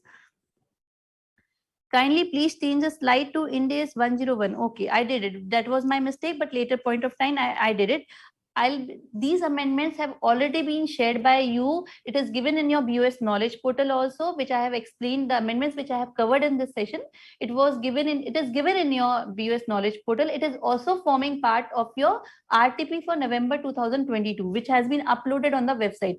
If you go through the RTP for November 2022 for financial reporting, it contains two parts. First part is your amendment, which is applicable for your November 22 examination. And second part are the 20 questions which you are required to do it for understanding your preparation and for practice. Okay, Khushbu is asking, ma'am, you can please repeat all the amendments in 6 Ind AS once again, brief in short as summary in one-liner individually. Okay, I'll do that, Khushbu. Prerak Shaksil, ma'am, will fair value increase will not come. Okay. Fair value increase, if you are asking me for this question which I have taken up, yes, Prerak, fair value increase will be considered. That's why when we calculated non-current asset, property, plant and equipment, in the value, we have taken the value which is given in the balance sheet on 31st March 2019 for A Limited. We added the value of property, plant and equipment, which is given for S Limited in your balance sheet in the question. And then we further added the fair value increase. But that fair value increase was further reduced by the additional depreciation because we are not preparing the balance sheet on the acquisition date. We are preparing the balance sheet after 2 years. So for 2 years, whatever the depreciation, additional depreciation was there on account of increase in the fair value, that is also to be considered. So we did that part in the solution. Khushbu, with respect to your amendments, you want me to repeat all those 6 amendments once again. First amendment is in your Ind AS 16. Any during testing of your property, plant and equipment, whether it is ready for use or not, if any production is done and that production is sold out, so the sale proceed will reduce the cost of your property, plant and equipment because that property, plant, equipment is not still available for use. It is being tested for ready for use. So it will reduce the cost of your property, plant and equipment. However, for international accounting standard, it will not reduce the cost of property, plant and equipment. Rather, it will be credited to P&L. So this is a carve out. Second amendment was in your Ind AS 37. Ind AS 37, you have to determine there's one provision for onerous contract. For onerous contract, we determine the contract as onerous only when your unavoidable cost to fulfill that contract exceeds the contract value. Now, what is the unavoidable cost? That was not explained or clarified in your Ind AS 37. The amendment has come which states that incremental cost plus directly attributable cost will be forming part of unavoidable cost. Third amendment was in your Ind AS 103 with respect to determination of liability. There are certain liability, basically for at the time of acquisition of your business, you have to, at the time of acquisition of a business, you have to assume the assets and liabilities for determination of net assets. So that asset and liability has to be determined on the basis of the framework, or the definition is to be applied as per the definition given in the framework. However, there was contradiction with respect to determination of liability as per framework and as per the your Ind AS 37 Appendix C. Appendix C is on levies. Levies is also a liability for a company, but it is to be recognized only after fulfilling of certain conditions. Those certain conditions may let you to recognize liability at some later point of time. However, as per framework, you have to recognize the liability immediately. So in that case, you have to recognize liability here, but as per levies, as per the provisions given in Ind AS 37, should not recognize it. What you will do, you will first recognize as per framework, then you have to de-recognize it. This will result into gain in profit and loss. So it will unnecessarily inflate your profit and loss, which was not correct. To mitigate this contradiction, Ind AS amendment has been brought, and that as per that amendment, you are not supposed to recognize the liability for levies at the time of acquisition if that liability is not incurred at the on acquisition date or at the time of acquisition. Then you are not supposed to consider that liability, even if it is your future liability. You can see that, but it is not on the acquisition date, so don't consider it as per your framework. Consider it at later point of time as per Ind AS 37. These were the three main amendments. 3 amendments were because of annual improvement cycle. One was on 101. This is again to mitigate the difference when consolidated financial statements are prepared for parent company as per Ind AS, and subsidiary company is preparing a financial statement for the first time after a year or after 2 years or some later point of time. And because of that, the value of certain cumulative translation difference, Ind AS 101 gives you an exemption that don't take that. If suppose, for example, subsidiary was having 1 lakh in cumulative translation difference, as per 101, you can take it as 0 on your first balance sheet. But your first balance sheet, group balance sheet, was prepared much earlier, and subsidiary is adopting Ind AS at some later point of time. So what to do? Whether to use 0 as the value or to use the value which is given in the balance sheet on, say, an earlier point of time. So 101 said you can take the carrying value which is appearing in your consolidated financial statement, even for the subsidiary separate financial statements as well. Another amendment was in Ind AS 109. That was a further clarification to what comes in the fees received and fees paid when you are determining whether the instrument is substantially modified. Third amendment of annual improvement cycle was in Ind AS 41, which state that while determining the fair value of biological assets, certain exclusions were given. In exclusion, there was cash flows for taxation. Now, that exclusion, from that exclusion list, this cash flows for taxation has been deleted. It means now this will be forming part of your assessment of fair value for biological asset. Earlier it was not considered, now it will be considered. So these were the 6 amendments, small amendments, limited revision was there. Hope this is clarified to you. Any further query? Okay, now one student is saying that, ma'am, will fair value of 2 lakh will not come while calculating post-acquisition profit. Fair value increase of 2 lakh will come, but this 2 lakh will after adjustment of additional depreciation as well. What we did when we calculated the value of PPE, what we have done, let me just show you the solution, because now I have deleted everything. Let me come to the solution. There I'll help you to understand. Okay, see, this was the 5,500. I'm talking in thousands. 5,500,000. This 5,500 was the property value of property, plant, and equipment appearing in the books of holding company. 1500 was appearing in the books of subsidiary company. Now this 200 is the increase in the fair value. This 200 increase in the fair value will be further adjusted by depreciation, increased depreciation. Why it is adjusted with the increased depreciation? Because this fair value was on 1st April 2017 and 1st April 2017. Just excuse me for my writing. I'm not very used to for this pen. So, okay. 1st April 2017, there was an increase of 2 lakh. But we are preparing our consolidated financial statements on 31st March 2019, after 2 years. So after 2 years, definitely property, plant and equipment depreciation would have been charged. So we are also charging depreciation for 2 years. 2 lakh was for 5 years. So for 2 years, it comes to 80,000. 80,000 is the depreciation, which is adjusted. And after adjustment, 1,20,000 is the net increase in the fair value on 31st March 2019, which has been considered. Hope this is clear to you.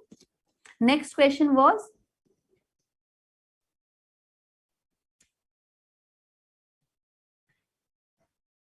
okay. One student, Prerak, is asking why fair value increase of 2 lakh will not come while calculating post-acquisition profit.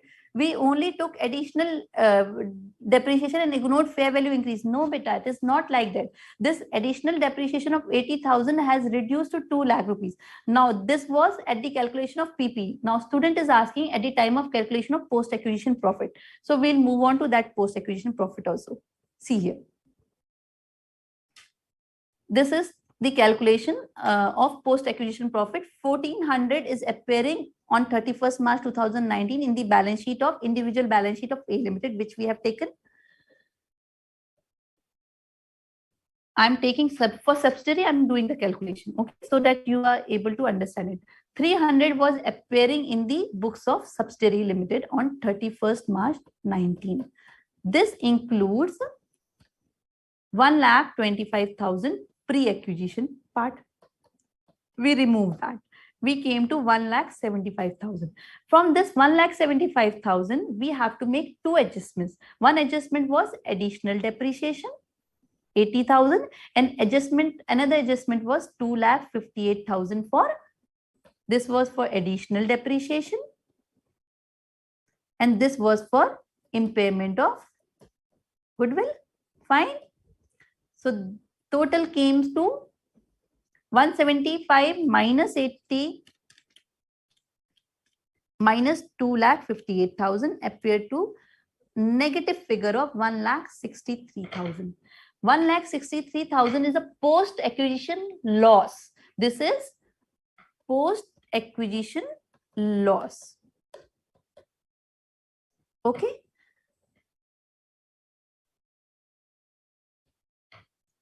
Post-acquisition loss.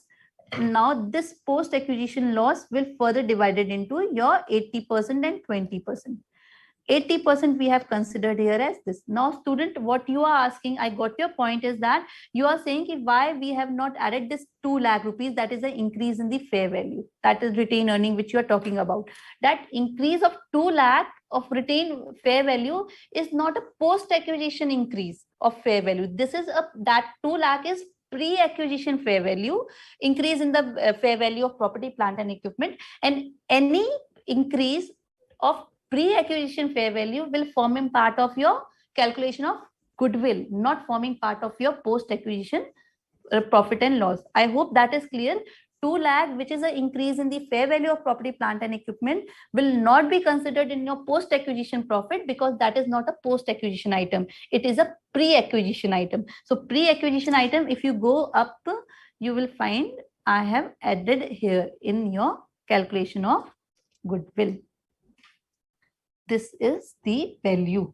Here it has been included. These both adjustments are reserves and surplus, which you were talking about कि why we have not increased 2 lakh का surplus.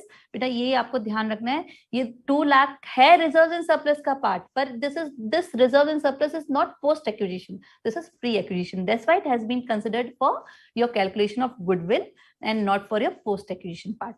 Okay. Next question.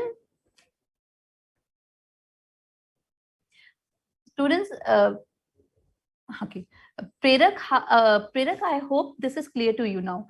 Madam, please provide all amendments as note. Students, we have already given in a very crisp and in a very precise manner, we have given this amendment in your RTP part 1. Also uploaded it separately in your BoS knowledge portal. If you go through the revised BoS knowledge portal, which we have just updated it, the new BoS knowledge portal, you'll find amendments applicable for November 22 examination. In that amendment, go through go to paper 1 financial reporting. There you'll find this amendment. Also now RTP is uploaded. You can refer there also. अच्छा Shivangi, again Shivangi is asking NCI नहीं समझ में आया. अच्छा ठीक है, देखो NCI मैं आपको एक बार फिर से समझा रही हूँ.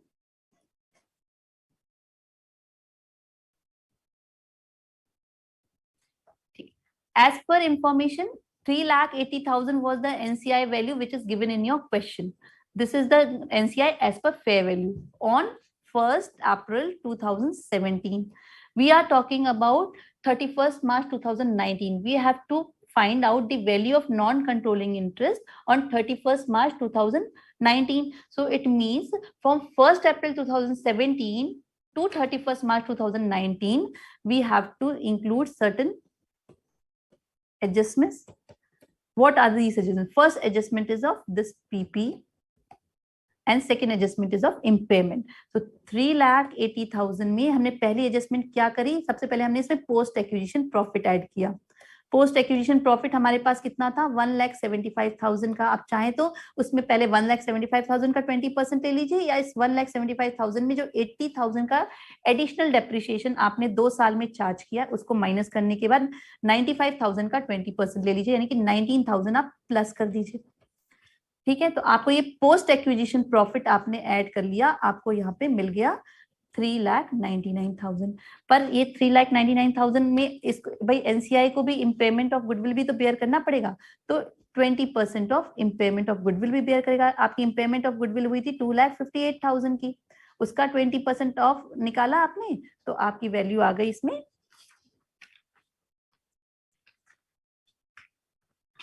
जो आपको रिड्यूस करनी थी 51,60,000. So now you found out the value which is to be shown in your balance sheet on 31st March 2019 is this figure. ठीक है? Now hope it is clear to you all.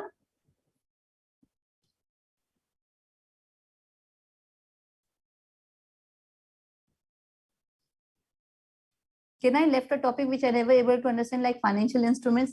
Students, there is a section, complete one section which is devoted for financial instrument. There are 3 standards on financial instrument. Ind AS 32, Ind AS 109, and Ind AS 107, which is on disclosure.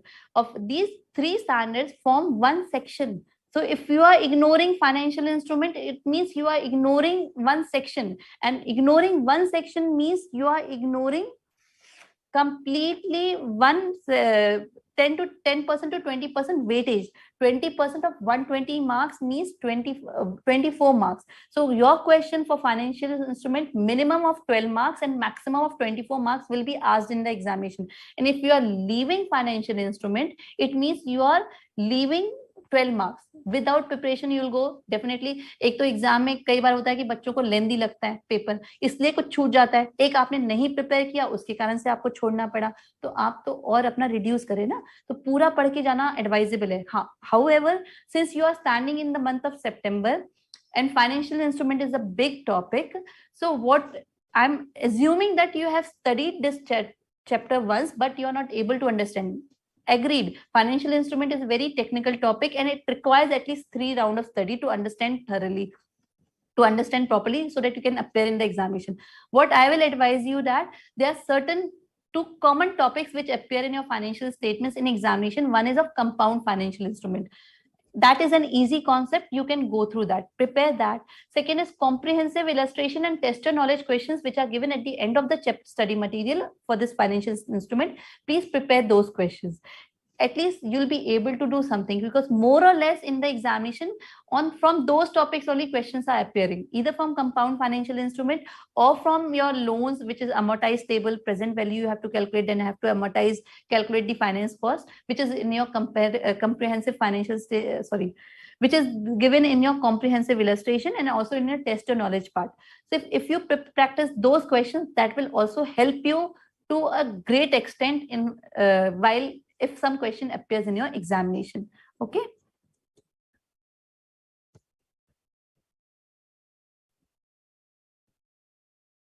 Okay, Prerak, thanks. You understood this. Any other query if you are having, you please let me know. Otherwise, I'm forwarding this session to Anshul. He'll be taking you to the next question, which also appeared in your examination, and how you have to deal with that. So Anshul, please, over to you.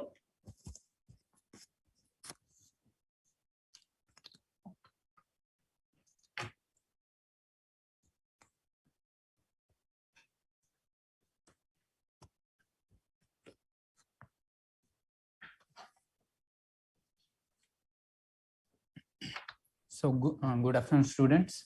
As you might have studied the question on consolidation, thank you, Shilpa madam, for making the students understand about the common errors and mistakes which they had committed during the exam.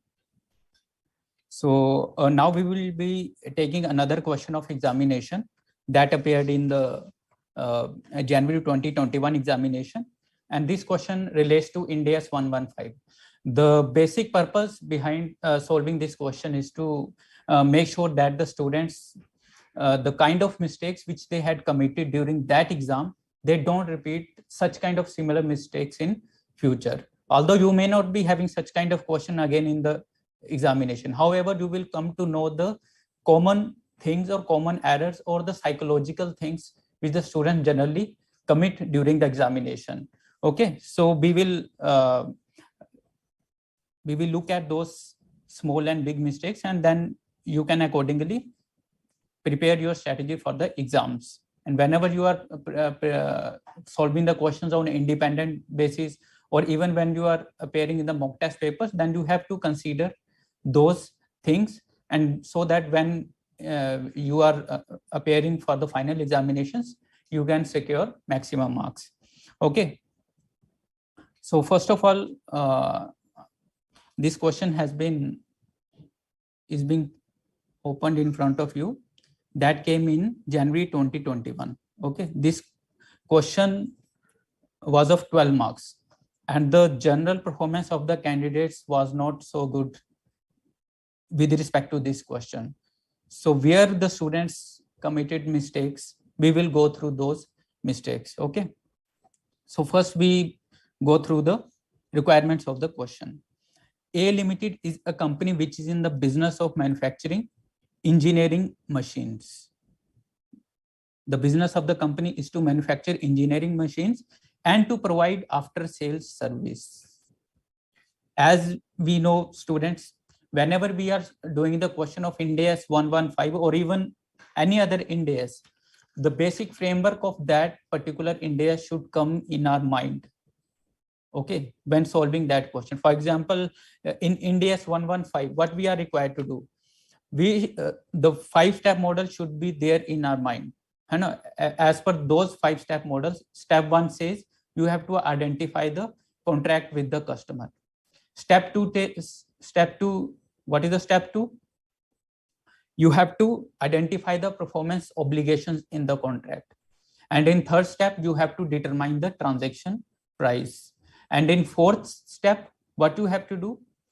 The performance obligations which you have identified, you have to determine the transaction price with respect to those performance obligations as identified in the contract. Okay, so there is an interlinkage of topics in all these steps. And finally, in step 5, you have to recognize revenue as and when the performance obligations are satisfied, either at a time or over a period of time, as the case may be. Okay, so this thing should be clear in your mind. Then only you will be able to solve Ind AS 115 question. Okay, so from this you might have noticed that there are 2 performance obligations which we have identified so far. Okay. The first one is sale of machine.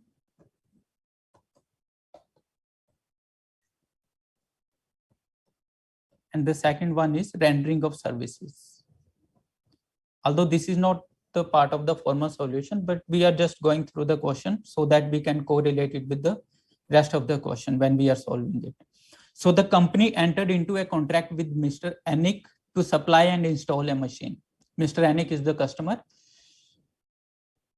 On 1st April 18, the company has entered into the contract with the customer on 1st April 18. I hope the screen is visible to you.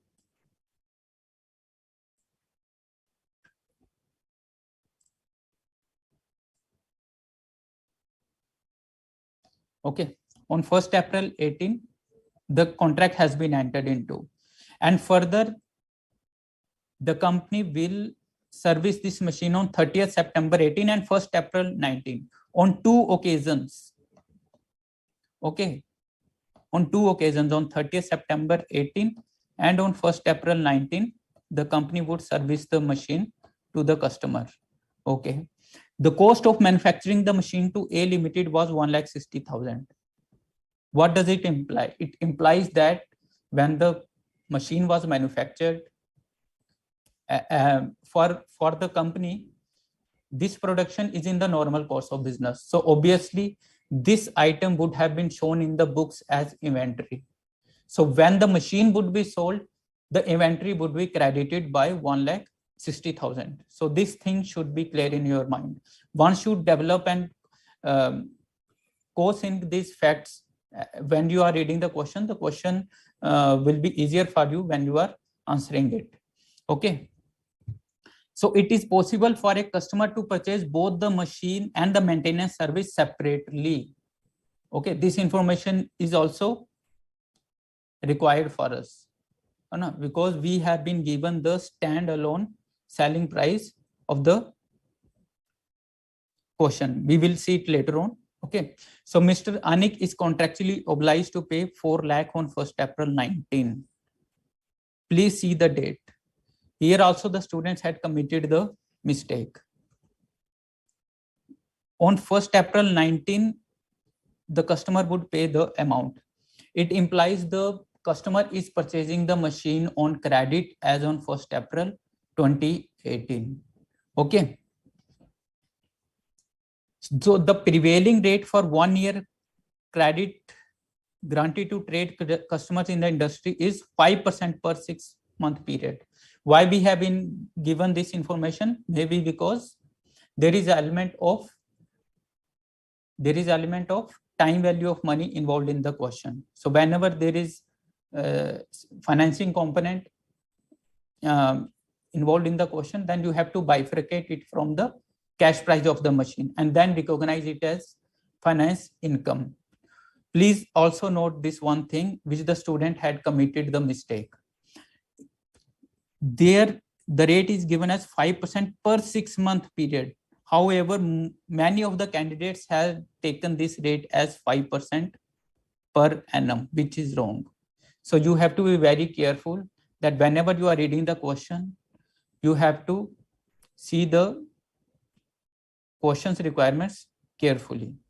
Now, as per the experience, the servicing of the machine model pi sold to Mr. Anik is expected to cost A Limited 30,000 to perform the first service. What is this? Cost to company. Please note that this is not the amount which the company is going to charge from the customer. This amount is given from the perspective of company that how much they are going to incur. For the first service, they are going to incur 30,000 rupees. And for second service, they are going to incur 50,000 rupees. So when those services would be rendered to the customer, that has been already given. Okay, on 30th September 2018 and on 1st April 19. So you have to correlate the facts of the question accordingly. Okay. So assume actual cost equal expected cost. Okay. It implies 30,000, 50,000 are actual costs for the company. So when A Limited provides machine service to customers in a separate transaction, it earns a margin of 50% on cost.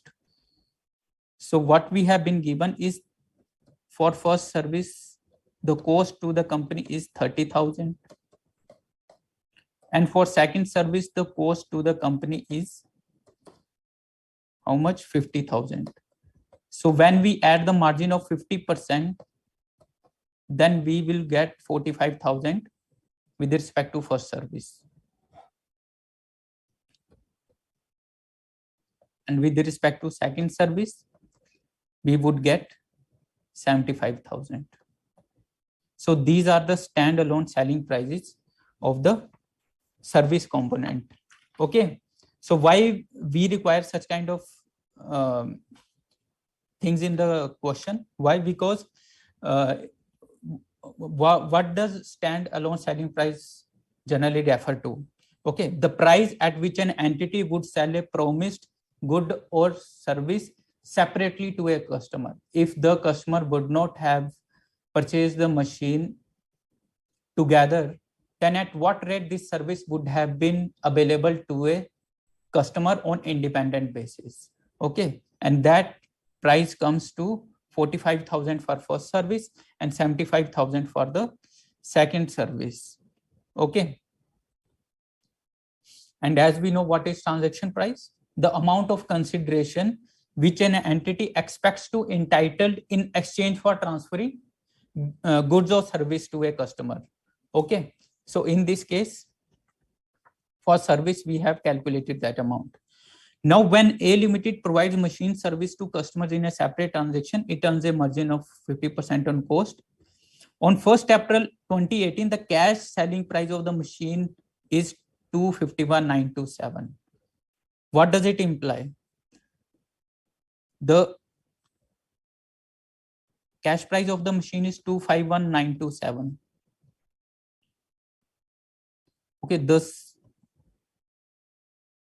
total of service components is 45,000 plus 75,000 plus 1,20,000.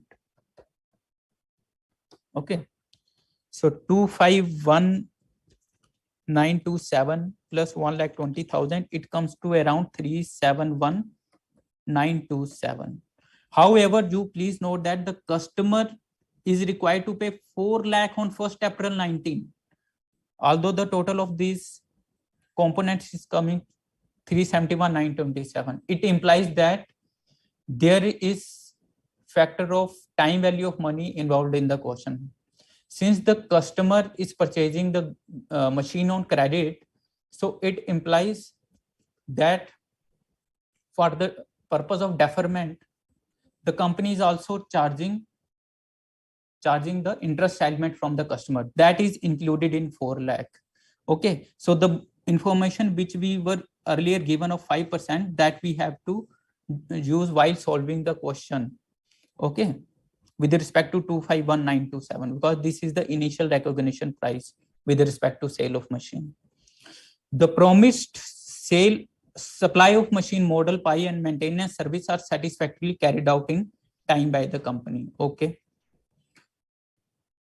Now see the requirements of the question, because you are required to see the requirements of the question carefully, then only you are required to, then only you can answer the question.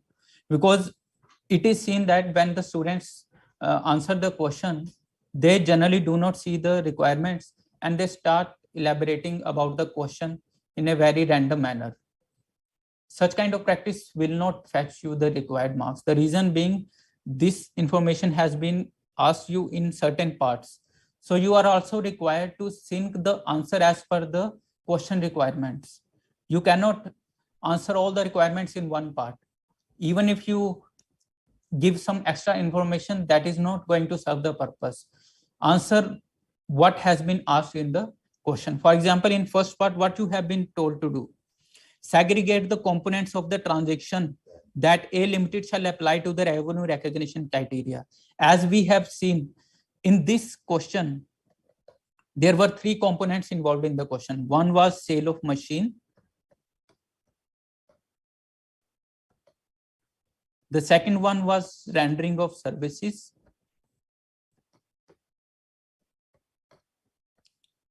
And there was time value of money also involved. Okay, financing component. So you are required to answer the question accordingly. First of all, you should make the background of the question, background of the answer, by taking the reference of the standard. Although it is not required that you provide the para number of the question. If you are not sure, you should not put any para number in the examination. Okay. However, you should provide some little background of the case, and then as per the relevant provisions, you are required to present your facts. Okay. In this case, there are 3 components. Okay. So as we know that the good or service that is promised to a customer is distinct when 2 conditions are fulfilled. Okay. When the customer can benefit from the good or service either on its own or together with other resources that are readily available to them. In this case, we can easily see it that those services either can be sold on together basis or even on separate basis. Okay. And the second condition is that the good or service is separately identifiable from the other promises in the contract. As we can see that these are the different performance obligations in the contract which can be executed on independent basis. So this is how you should provide the background of the question, and then provide your answer that there are 3 components. First is sale of machine, then there are services, and then there is financing component involved in the question. So this is the first part. In second part, you have been asked, calculate the amount of revenue which A Limited must allocate to each component of the transaction. Okay. For this, we should prepare a table, okay, showing the revenue allocation between the different components. This is the second part of the question. In the examination, you are required to do all these workings on fair basis and need basis so that they are legible to the examiner. Okay. Here, due to paucity of time, we may not be showing the full scale calculation, but at least have an idea that how the things are required to be done in the exam. So the allocation of revenue to each component of the transaction would be bifurcated as follows. First, we should provide the date. Okay. And then opening balance of the transaction. On 1st April 18, we know the machine was sold to the customer.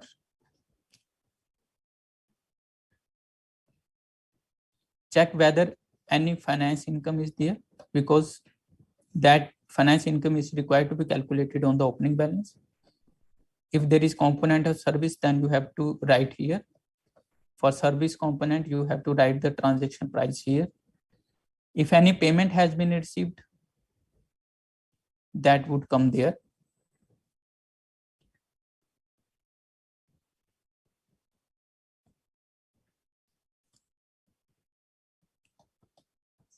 And closing balance with respect to the sum of goods earned, service and finance income minus payment would come here.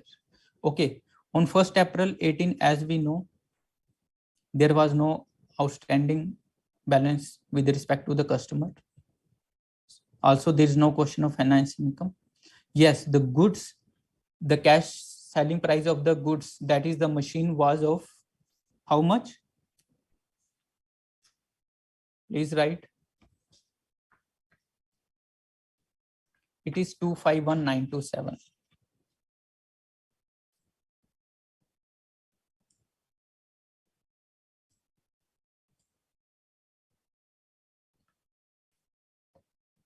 On 1st April 18, the cash selling price of the machine to Mr. Anik is 251,927.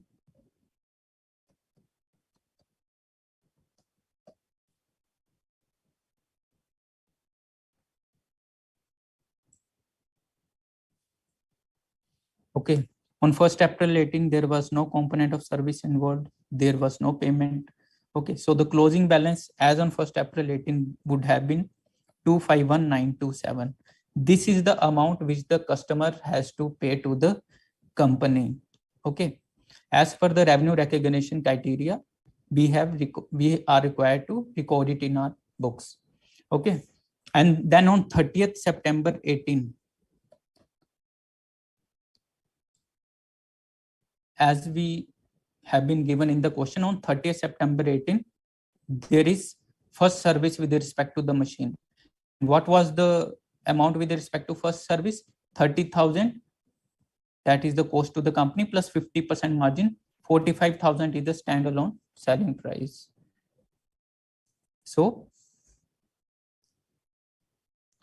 first write down the opening balance 251,927, because remember that the rate which we have been given in the question is of 6-month period and not for one year. Okay, so we would calculate finance income with respect to 6-month period. 251,927 into 5%, it comes to 12,596 around. The good has been, the transaction price of the good has been already accounted for. Service, with respect to first service, you have to write down 45,000. No payment has been received from the customer so far.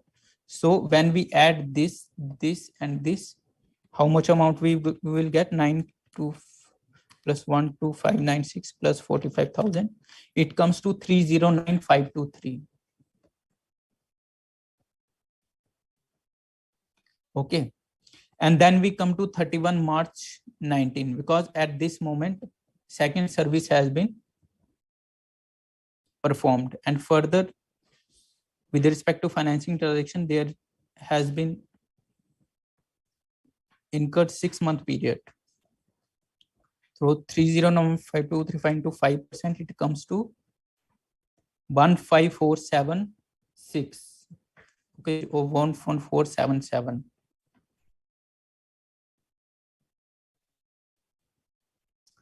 As far as second service is concerned, please note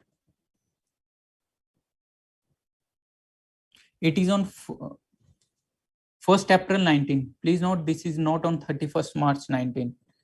If you consider it here, then your partial answer may get wrong. So you have to be very careful of the dates too, because the students had committed this error too in the examination.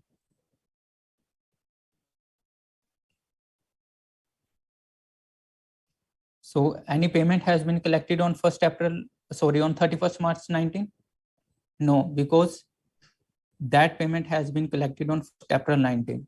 So you have to be careful about these dates too, because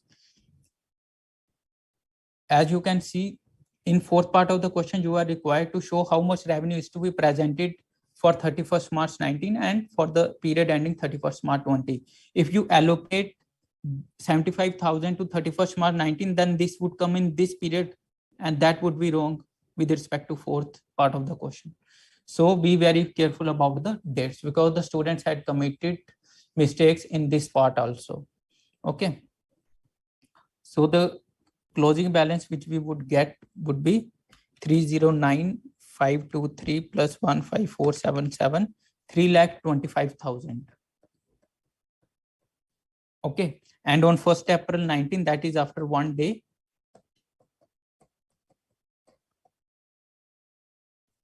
finance income of 1 day, you can ignore it. Okay. As far as good is concerned, that was already there. 75,000 with respect to second service. Okay. That you have to record on 1st April 19. And on 1st April 19, as we can see, the customer is required to pay 4 lakh to the company. And even if you add both these components, you would get 4 lakh itself. So the closing balance to the company would be nil only.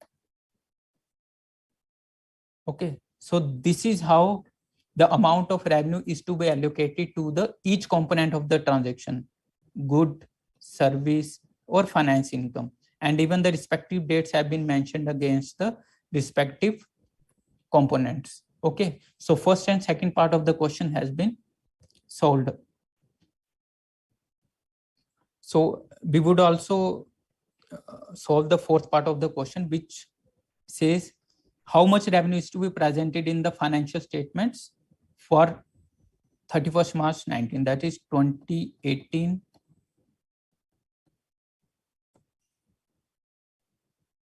19 and 2019 20.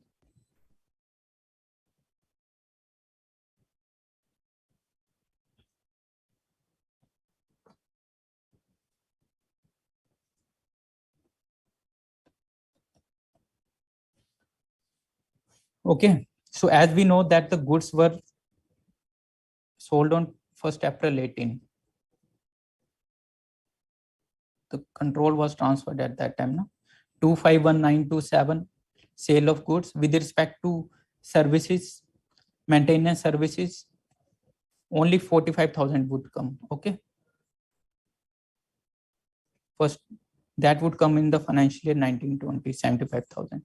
So 45,000 is with respect to services, and with respect to finance income, it comes to 12596 plus 15477.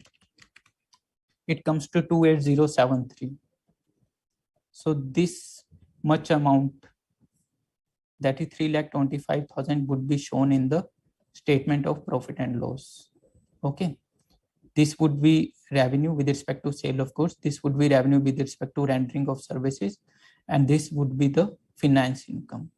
Okay, as far as the line items of the profit and loss are concerned. Now we come to the third part of the question, which tells us to prepare the journal entries. Okay, to record the information set out above in the books of accounts of A Limited for the year ended 31st March 19 and 31st March 20. So basically you are required to pass all the journal entries during the whole tenure of the transaction.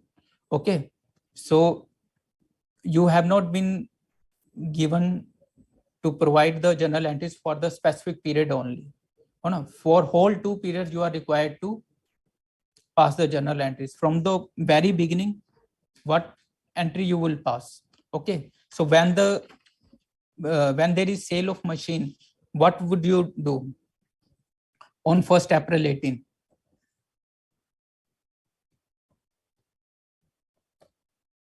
Okay, Mr. Anik, that is customer, would be debited. That is, this is the amount which is owed to the company by the customer, 251927. This is the selling price of the cash selling price of the machine. To revenue with respect to sale of goods. Okay, and as we know, this item goes in profit and loss account. This is trade receivable for us.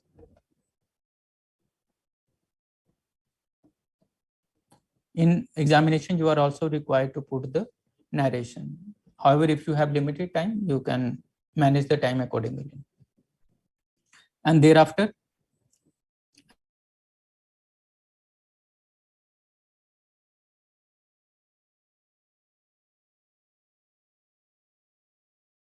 that, okay, before that, you should also be taking care that on 1st April 18, the company has passed the control. The company has sold the machine to the customer. So the inventory in its books would be credited by so much of amount. Okay, for how much amount? That has been the cost to the company.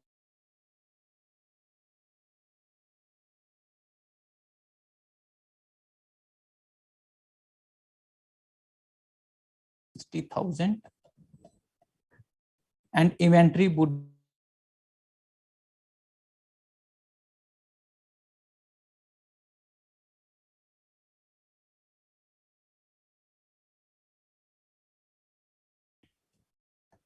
that would be passed on 1st April 18.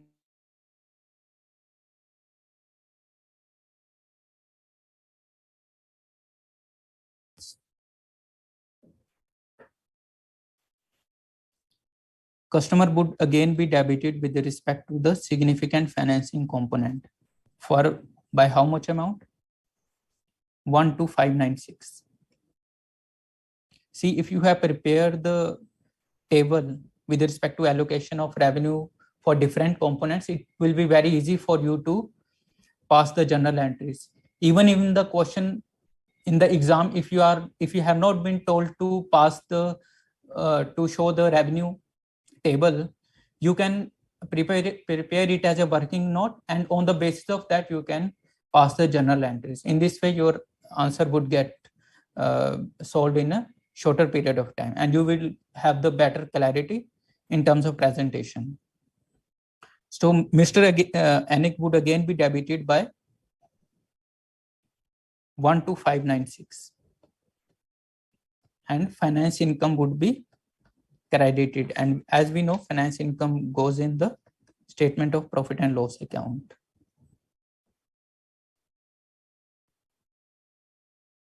And as we remember that the company had also rendered the service to the company at that time, and so again customer would be debited by 45,000 and revenue would be recognized with respect to rendering of services.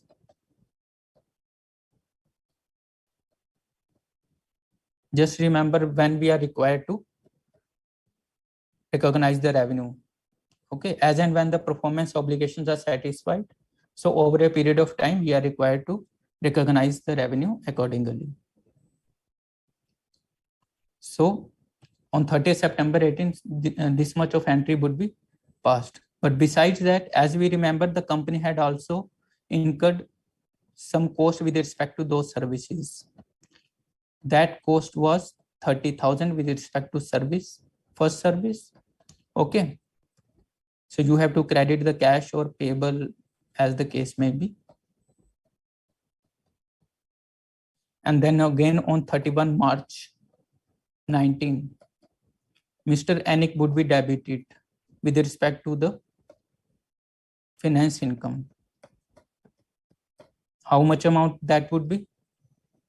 That you can see from the table, which is showing the different components of revenue. 15477. 15477, 15477. And on 1st April 19, as we know, customer would be again debited by 75,000. That is second service. Please note this service is not based on 31st March 19. Instead, on 1st April 19, you have to pass this entry, because the students had committed this mistake in this step also. Okay, to revenue services.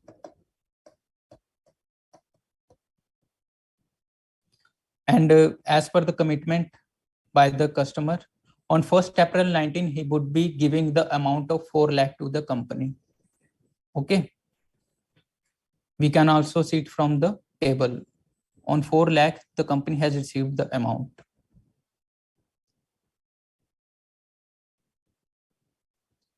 So before that, you can also pass the entry with respect to cost of services.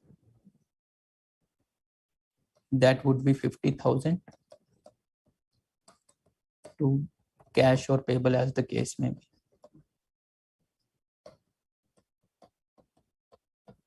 So at the end, the customer would provide to the company how much amount? 4 lakh as per the commitment in the contract. And even if you set the debit and credit of the customer with 4 lakh, it would show nil balance. Okay. So this is how you are required to solve the question.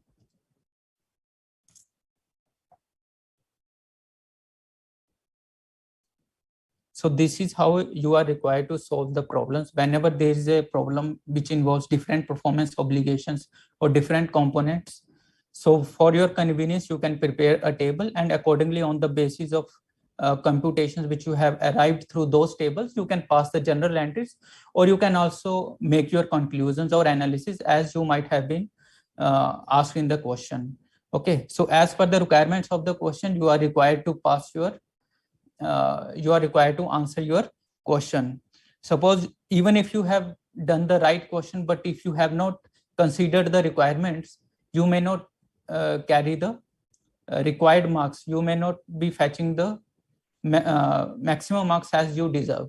So it's very important that go through the facts of the question as well as the requirements of the question in an elaborate manner and in a very careful manner. So if you have any doubt regarding the same, you can ask. See, the basic idea behind solving this question or any of the earlier question was to apprise you regarding the mistakes which the students generally commit, because they are in a hurry in an examination. You have to be very cool. Okay, while solving the question, read the facts very carefully and then proceed accordingly so that you can carry maximum marks. Although step marking is awarded, but sometimes there is interlinkage of topics. So it is advisable that you carry the maximum marks by avoiding these small mistakes. Is it clear? Okay, students, since we have already exceeded our time, tomorrow again we are having a session. So we'll continue with the session tomorrow. Again, tomorrow we'll be taking up some important questions which will help you to understand how integratedly, if two or more standards are included in a particular question, how to solve them, how to bifurcate what is the provision for one standard and then apply those provisions, then again to use another provisions of another standard and to do that. We'll be working again on tomorrow, and tomorrow also we'll be covering certain tips for your examination, how to score good marks and how to avoid mistakes during examination or in your examination hall. Tomorrow we'll be covering that. So all the best, students, and see you tomorrow. Thank you. Thank you, students. So all the best. We see you tomorrow. Okay. Thank you. Okay. All the best.